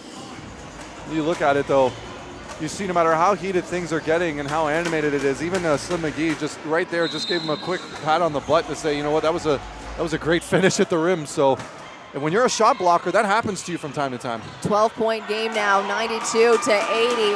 A quick finish by Moss down the middle makes it a 14-point game now heading into the 2-minute mark of the third. Beatty hands off to Story. Story gets it out to Lucius. 14 seconds on the shot clock. Lucius. A pass over to Story. He gets it right back to him. Just cannot hold on to it. Beatty in the corner. This would be a big three if it falls. And it's good for Brandon Kearney. What a finish there off the broken play. And all the momentum now is in the Moncton Miracles corner. 11 points, Ryan, with an offensive rebound going towards Slim McGee on the illegal screen. Moncton ball on the baseline, 94-83, Ryan. It is officially a game. It really is right now. We talked earlier, you know, if you're a Moncton Miracles fan, you're watching this podcast right now, and we're saying, can Moncton stay this cold this long? Well, they have heated up. They have hit 8 three-pointers now compared to Orangeville's 9. It is a ball game here. No, it really is. I mean, throughout this entire broadcast, we've been talking about the ability as the kid, the sweeper boy, gets a few minutes of fame there. And yeah, really, just to kind of labor your point there, long games. Moncton now finding the three-point shot, finding the moves to the basket. It's been a very, very impressive last 2 or 3 minutes here for Moncton. Harris at the 45, up to Johnson. They look to get it into Moss now. Moss, there's going to be a foul there. I think that one's going to go to Brandon Kearney, and it's going to be Orangeville ball on the baseline. Yeah, as Kearney was trying to reach in and go for all ball, he ended up getting a little bit of unnecessary contact there. Not a bad idea, though. You don't want to give Justin Moss a chance to isolate or a chance to get Orangeville a couple more buckets here. They'd rather take their chances with the three-point shots, it looks like, at this point in time. Here's Jamison Tipping up top, hands off to Johnson. Johnson right back to Tipping, releases from deep. Took some contact there, and I think that foul is going to go to Justin Moss. Yeah, it looked like he kind of grabbed his opponent there by the shorts and kind of tried to move him out of the way. And, of course, that's an illegal move. Can you not do that? No, you're not allowed to do that if the referee sees it. It's only illegal if he sees it. I'll let him know after the game. All He right. must have just been confused. There's going to be foul shots on the other end. Tydron Beatty's going to go to the line for 2. 1 minute left to go now in the third, Ryan. Beatty has been pretty hot from the foul line tonight. 6 for 6, make that 7 for 7 now from the charity stripe. Not the guy I want to see go to the line, especially in a bonus situation where he wasn't shooting to begin with. No, absolutely not. And once again, though, that talks to the discipline of this team so far, Kelsey. The Orangeville A's just not looking like the same team as they did in the first half. A lot of almost ball watching, if you will, watching the shots go up, getting a little bit lazier on working for those offensive boards, end up getting called for fouls. That's all the work of either your team, your opponent outworking you, or you just not getting the job done at this point. Moss, the mid-range from the elbow, rolls around, and it's good. Between him and Slim McGee, the rotation, it must spin about 100 times when it's in the air. McGee gets the big block. He loves a celebration, clapping at the Moncton Miracles bench. A little bit of revenge there. Yeah, from the big jam. They're both talking to each other now down low, both big smiles on their faces. Here's Alex Superman Johnson. Isn't basketball fun? 8 seconds on the shot clock. They get it into Moss. It's stolen, though. That's not a good pass. Two gray shirts clearly on him. Beatty goes up. Can't get it the first time. The second chance point is good for him. This will be the last possession here for the Orangeville A's. Ryan, it is a close game now in single digits. I would prefer to see them not try and force up a tough three here. You'd want to try and see them put something together as Harris now makes his move. Harris tries to go all the way. You didn't Excellent. want a three, but the three-point play will do. Absolutely. He goes to the bucket on the right-hand side, puts it in for 2. He's going to go to the charity stripe for 1 more, and there's 3.2 now on the clock. And that's what the type of player Anthony Harris is. Whenever his team needs a big bucket from him, he's always there to dial it up for them. Gets the ISO, and you could see, Kelsey, that everybody else, once they saw that Harris had the ball, they all kind of just backed up and went, okay, let's just be ready for a rebound if it goes off, because if he creates that separation, he's out like a shot, and he'll be getting that bucket. The bucket's good. And realistically, Ryan, it could come down to those 1 or 2 points with foul shots. Melvin Johnson can't put it in to end the quarter. So at the end of the third, Ryan, it is back to being a close game. Forget that 30-point lead. It's 99-87. And that's something Orangeville's going to have to forget about as well. Forget the fact that you were up as much as you were. You've got to just play right now. Work with the fact that you have a 12-point lead. You've got 12 minutes to earn this win. You knew it wasn't going to be this easy. So especially against a team that can sling it like Moncton, as we've been saying at exhaustion throughout this broadcast. Once again, short memory. That quarter's over. Time to close out the game. Time to win. Moncton won that third quarter 44-26. Doubling and more than doubling, Ryan, their first and second quarters.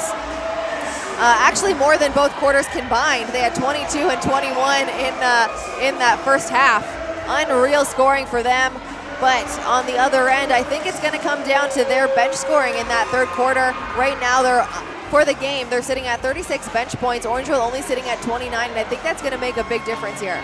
Yeah, absolutely. And when you add in the fact as well, Kelsey, that these guys aren't forcing the three-point issue anymore. They're only taking those shots when they're available. They're not trying to go out of their way to create three-point shots. And when you do that, you end up opening the floor. You end up actually giving yourself a better chance to knock those shots down, because now you're forcing the defense to rotate in and out and continue to keep moving around. And eventually guys get tired, guys get fatigued, and that's something else you also have to take into consideration at this point. Because the Orangeville A's, they only got 3 guys coming off the bench at this time, so you can imagine that at some point guys are going to start feeling a little bit fatigued, going 100% all the time. And I honestly feel like that's one of the things that we saw in that third quarter, because there were a few times where guys had hands on the knees, or while the play's going on, or while a shot's going up, guys are just standing straight up. They're not making any movements to the basket. They're not boxing anybody out. There was just a complete lack of energy in that third quarter at certain spurts. But once again, short memory. You still have a 12-point lead. You have a double-digit lead going into the fourth. And I think if Orangeville had known that at the beginning of this game, they'd be going into the fourth with a 12-point lead, they would have taken it. One thing I'm going to have to just warn Orangeville A's fans to keep an eye out for is Orangeville taking care of the basket, Ryan. Right now they have 13 turnovers, and on the other end, points off turnovers, Moncton has scored 21 points off of those 13 turnovers. And I wouldn't be shocked if at least 18 of those came from that quarter alone. Here's Harris. He goes up. Wishing he would have shot it now. He's kind of stamping his foot saying, darn. Yeah, but once again, that's classic Anthony Harris trying to get the momentum going here, as they've got the 2-point guard system going on right now with Harris and Johnson on the floor at the same time. Here's Boniffer now over to Johnson. Pulls up for the mid-range. That one is good for 2 points. Love that shot there. Hesitated, comes back, sets his feet nice and square to the basket. Very confident shot by Johnson, and an even more important hit. Tyrell Tate, 12 seconds on the shot clock. He gets it over to Johnson. Johnson finds Kearney. Kearney now driving baseline. Kicks it out, 3 seconds on the shot clock. He's gonna have to put it up.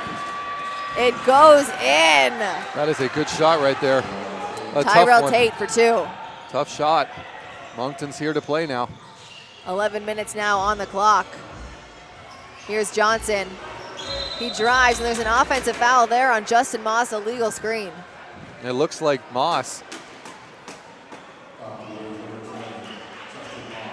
just getting caught there. A little bit late off of the screen, his third personal. And that's something he's going to have to be wary of. And it's been a challenge for him getting back into game speed. I mean, you come back from injury, and then you end up playing a game, and then you have another 4 nights off. Back and play again. But I mean, for having kind of an off night, Alex Johnson now into Moss. Moss goes up. What a no one else is making that finish. shot. No one else is making that shot, Kelsey.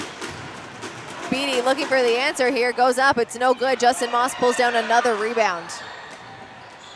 Alex Superman Johnson goes up. Great defense there by Tyrell Tate. Yeah, absolutely. Stands straight up, takes the contact. As a result, Johnson nearly cost himself a turnover there.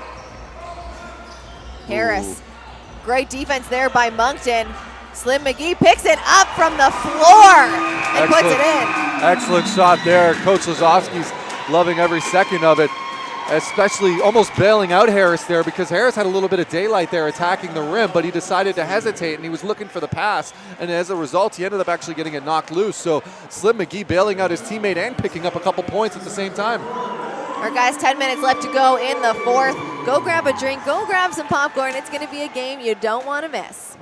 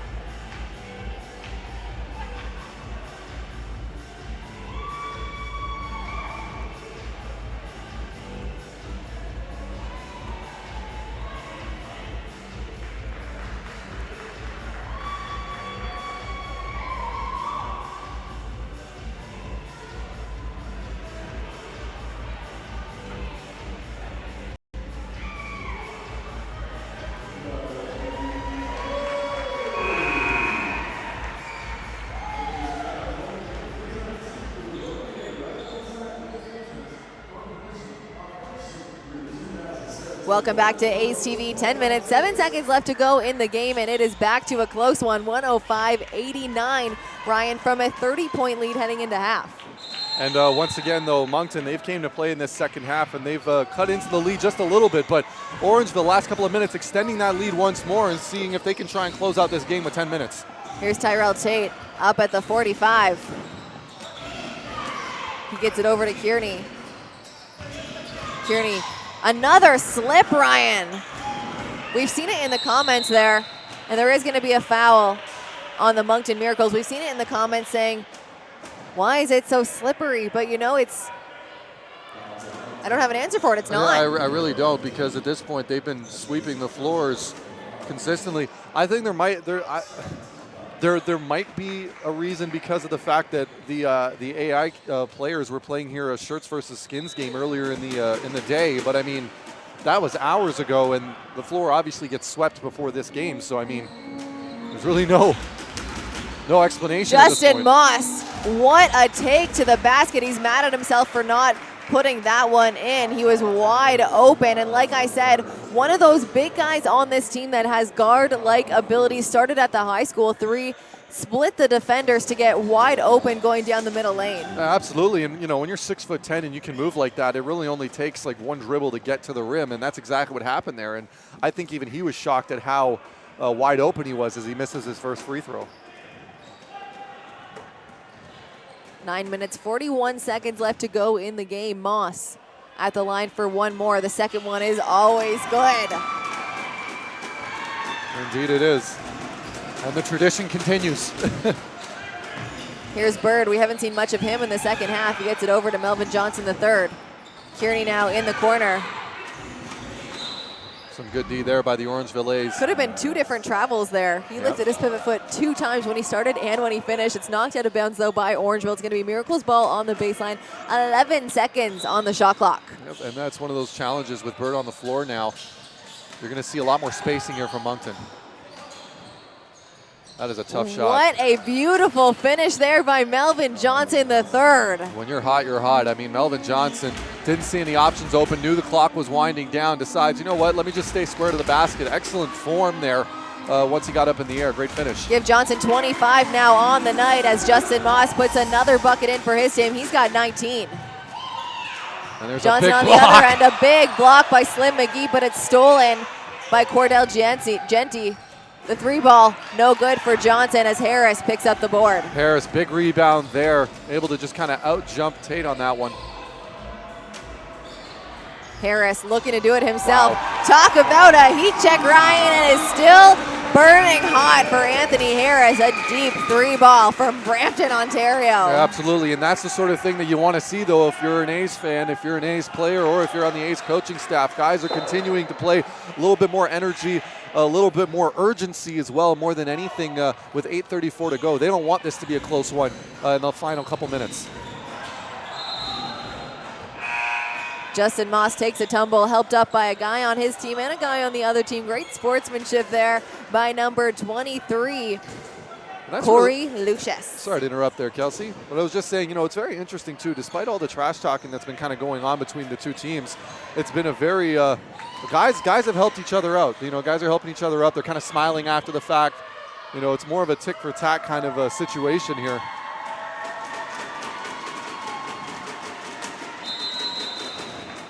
The young sweepers here in Orangeville getting a round of applause before they start the game. Here's Kearney driving right. Another block there by Slim McGee, but he is going to be called with the foul. Ryan, it's going to be Kearney now who goes to the line for two. I'll be honest, I think he was too high up to even create contact, let alone enough to get Kearney, but the referees see it differently. McGee, that's going to be his 4th foul of the night. But to Kearney's credit, though, he's attacking the rim hard. And when you attack the rim hard, you're going to usually get those calls for you. Kearney is the only guy right now on this Moncton team that's shooting perfect from beyond the three, Ryan. He's 3 for 3 from the three-point line, 2 for 3, 3 for 4, from the foul line. Kearney, maybe you got to start feeding the hot hand there. Bodiford hands off to Johnson. Johnson over to Bodiford. They want to get it in right now to Moss, and I'll tell you why. Wow, what a finish. Right away, knew exactly what he wanted to do as soon as he got the ball. Just up and just blew by Bird and up and under. Nice little pretty finish. A nice play here by Moncton gives him enough time to put the 3 ball up. Probably a few times. That one just off the mark, though, for Brandon Kearney.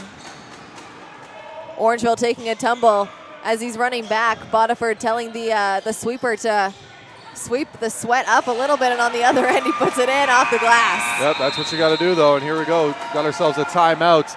And just like that, Orangeville has restored their lead somewhat.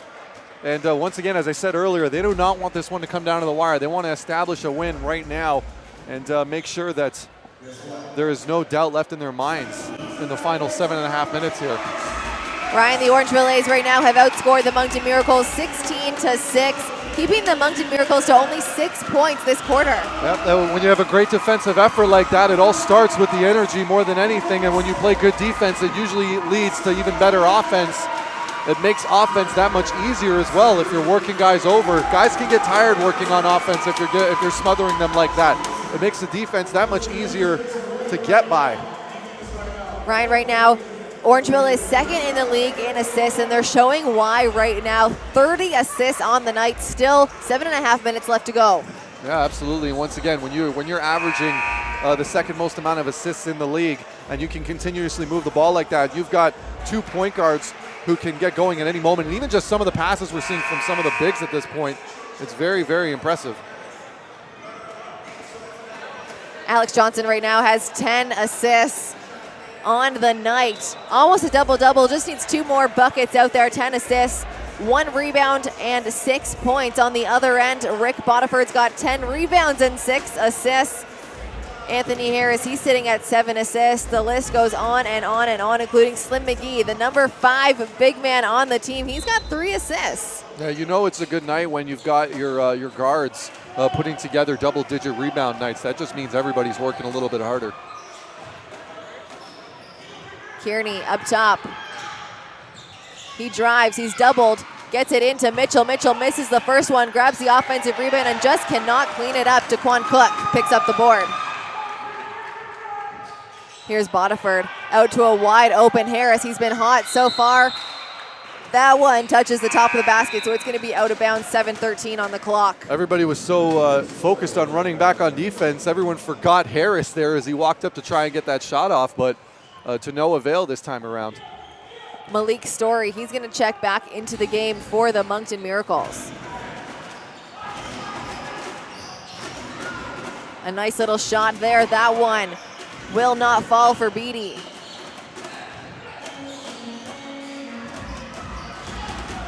Here's Rick Bodiford now. Tries to get it into Corbin Thomas. It doesn't go. That's a tough pass. So is that. Guys trying to thread that needle today, Kelsey. It's been a pass fest in this second half. But to no avail both times on that one.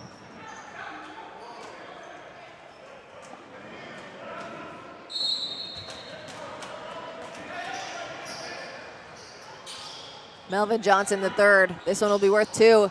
Doesn't fall though. He gets his own offensive rebound almost halfway across the floor. He goes now coast to coast on that one.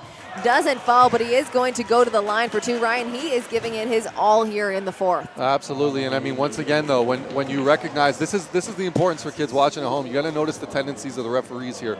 Notice what Johnson is doing every single time. He's seeing how many calls are getting called against guys for almost ticky-tack fouls, if you will. As a result, he's seeing that. Even though this is a guy that likes to sling it from deep, he's recognizing that and attacking the basket every single opportunity that he gets because he knows 9 times out of 10 he's going to go to the line.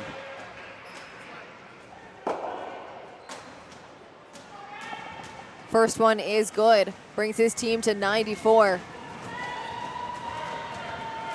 One more could even it out with a 20-point deficit. There you go. 115 to 95. 6 minutes, 39 seconds left to go. Alex Superman Johnson up top for this home team. Comes off the screen from the other point guard. Here's Rick Bodiford now. Gets it to Harris. 10 seconds on the shot clock. Harris rejects the screen. Finds the wide open Alex Johnson up top. He releases from the volleyball line. It's just off the mark. Melvin Johnson making it look so easy on the other end for 2 points. There's Johnson, got way up there, almost had a chance to reject that. They don't call him Superman for nothing, Ryan. No, clearly not. He gets it out to Daquan Cook now. Cook drives. There's going to be a foul there. That one will go to number 33, Tim Mitchell. That's it. Cook made that decision right away. Hesitates, attacks the rim, keeps his shoulder just a little bit lower so that no matter which way that he was going to go, he was going to be able to create that contact going to the rim. Daquan Cook now at the line. Under 6 minutes left to go. We are more than halfway through the last quarter. Orangeville has brought their lead right back up from a, what was it, an 8-point lead at one point, 9-point lead at one point. Cook has one more. Yes, it was. Cook can't connect from the charity stripe on this visit. Mitchell handing off to Melvin Johnson III, having quite the night tonight here at Athlete Institute. Story gets it into Mitchell. Mitchell off the glass. There it is. Once again, though, I think Orangeville will take it at this point. They're making them work for the buckets, and that's all you can ask for, especially Cook, if you're... you know, he kind of backed off there. He doesn't want to get his fifth. Amount of clock. Bodiford from the corner usually loves that spot. This time it's a bit short. Corbin Thomas tries to get it. It's picked up, though, by Johnson III. Yeah, that's usually one of Rick Bodiford's hot zones, if you will, knocking it in the corner. Could be a big three there for Lucius. That one doesn't fall. Corbin Thomas rebounds. There it is. Guys fighting over the ball there. Everyone wants the rebounds. Alex Johnson goes off the glass, can't connect, but he's going to go to the charity stripe for 2. Has a chance now to bring his total to 8. That brings one more bucket, and he gets the double-double. 10 assists so far on the night. Absolutely. Referees, they've been working overtime with the calls today, so the players making the necessary adjustments now. You're seeing a lot of attacking at the rim now. Alex Superman Johnson, the NC State alum, can't connect from the charity stripe on that first one.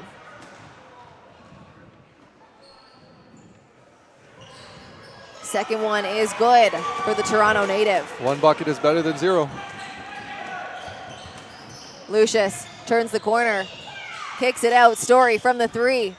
No good. McGee with the board. And that's something you want to see. Early shots in the shot clock.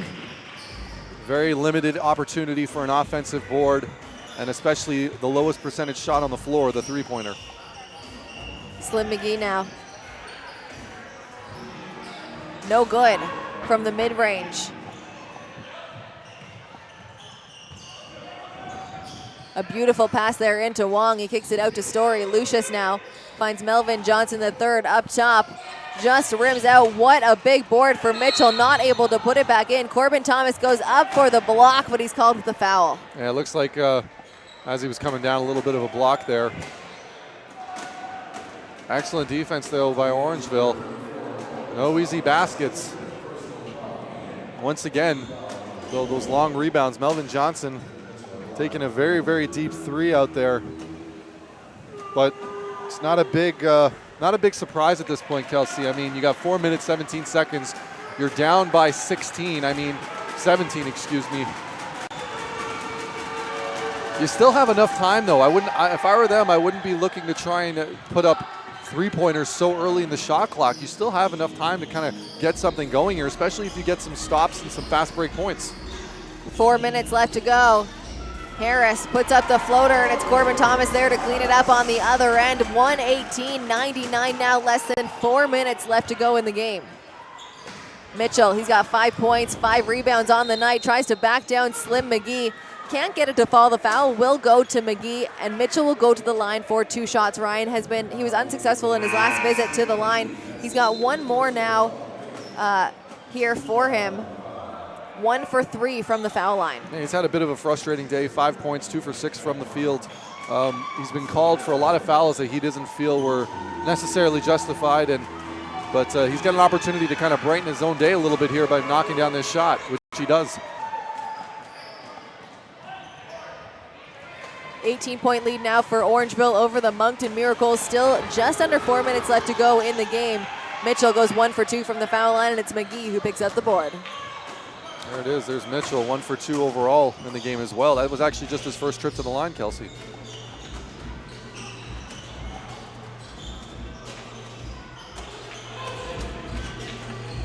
I apologize. Nope, that was his second. Alex Johnson releases from the three. Give him a double-double on the night.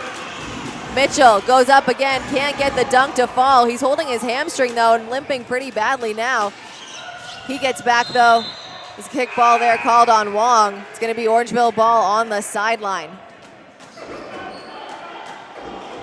Orangeville catching a break there as Melvin Johnson claiming that it actually went off his hand and not his foot. Oh, that was Daryl Wong. Oh, was it Wong? Here's Alex Johnson up top now, over to Bodiford. Bodiford to Harris.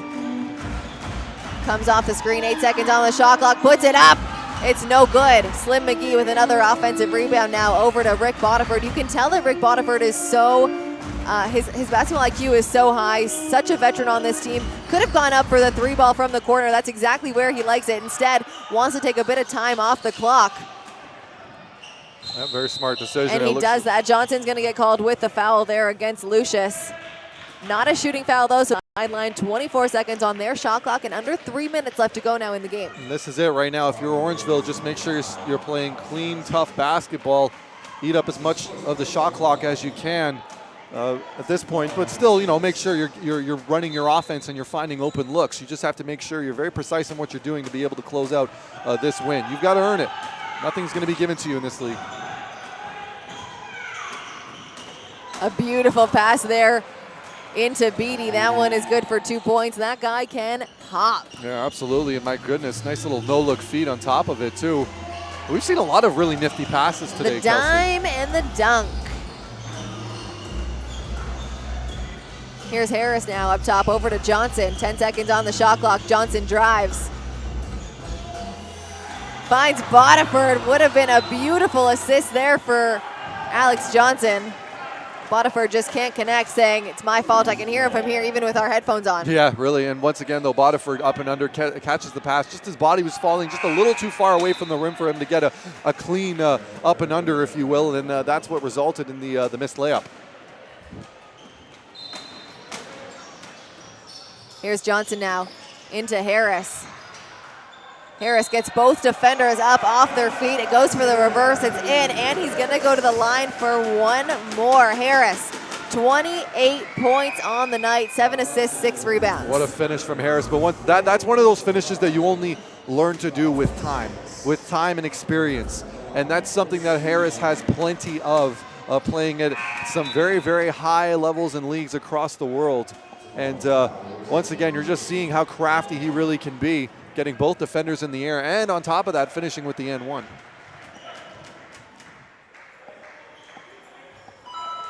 Bucket is good from the charity stripe for Harris. 2 minutes left to go now in the game, 124 to 102. Ryan, at what point can we say maybe there's not enough time left?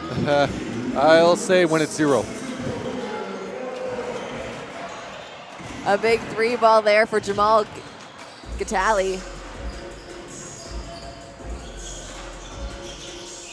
I think now's a better time than ever, Kelsey, actually to state as Jamison tries to go for it and tries to get the trying to get his older brother there up in the suites involved in the game, pointing at his brother, saying, "Hey man, I was trying to pass it to you. Why didn't you give me the assist on that one?" Yeah, where's the shot? A minute 40 left to go in the game. 124-102. It's Moncton ball, of course, on the baseline. Beatty puts it up for the mid-range. It's good for 2. Nice shot there from Beatty. Maybe a disappointing night, considering that Orangeville will most likely get the W here, but he's had a pretty good stat line. Beatty's going to end, or right now has 24 points, 4 rebounds, and 3 assists as Slim McGee makes it look easy. He's eating the Steph Curry on the way back. He's excited. That's what he's on the floor for. Gatali hands it out to Kearney. Brandon Kearney drives, puts it off the glass for 2. We're almost at the 1 minute mark now, Ryan. To Moncton's credit, they're still making the right decisions on the floor, finding the open man and cutting to the basket. But I think it's safe to say now that they kind of just ran out of time. Bodiford Out to Harris, kicks it to Tipping, one of the best shooters on this team, puts it in, and you can see why. He is number 17 right now in this league for three-pointers made per game right now, sitting at 4 tonight. Yep, this is one of those statement wins here for the Orangeville A's. They needed a win to almost kind of solidify their playoff spot for good. They've more or less done that up until this point. And then more importantly, though, once they got punched in the mouth, if you will, in that third quarter, they came right back and established dominance and put themselves back up by 20 about halfway through this quarter and never really looked back. This quarter now, Ryan, they're leading the way 27-19 as Alex Johnson drives. Can't get it to fall, but he will go to the line for 2. He's got 10 points on the night, 12 assists, 2 rebounds, and has a chance now for 2 more from the charity stripe. Yeah, very, very impressive night from a lot of the Orangeville A's. And, of course, you're going to kind of see that as well when guys are getting as much playing time as they have just because of this shortened roster. But you can just see how great of a shape all of the lungs back. And you see it now. With they've got this incredible energy right to the very end of this game, even with only 3 guys sitting on the bench.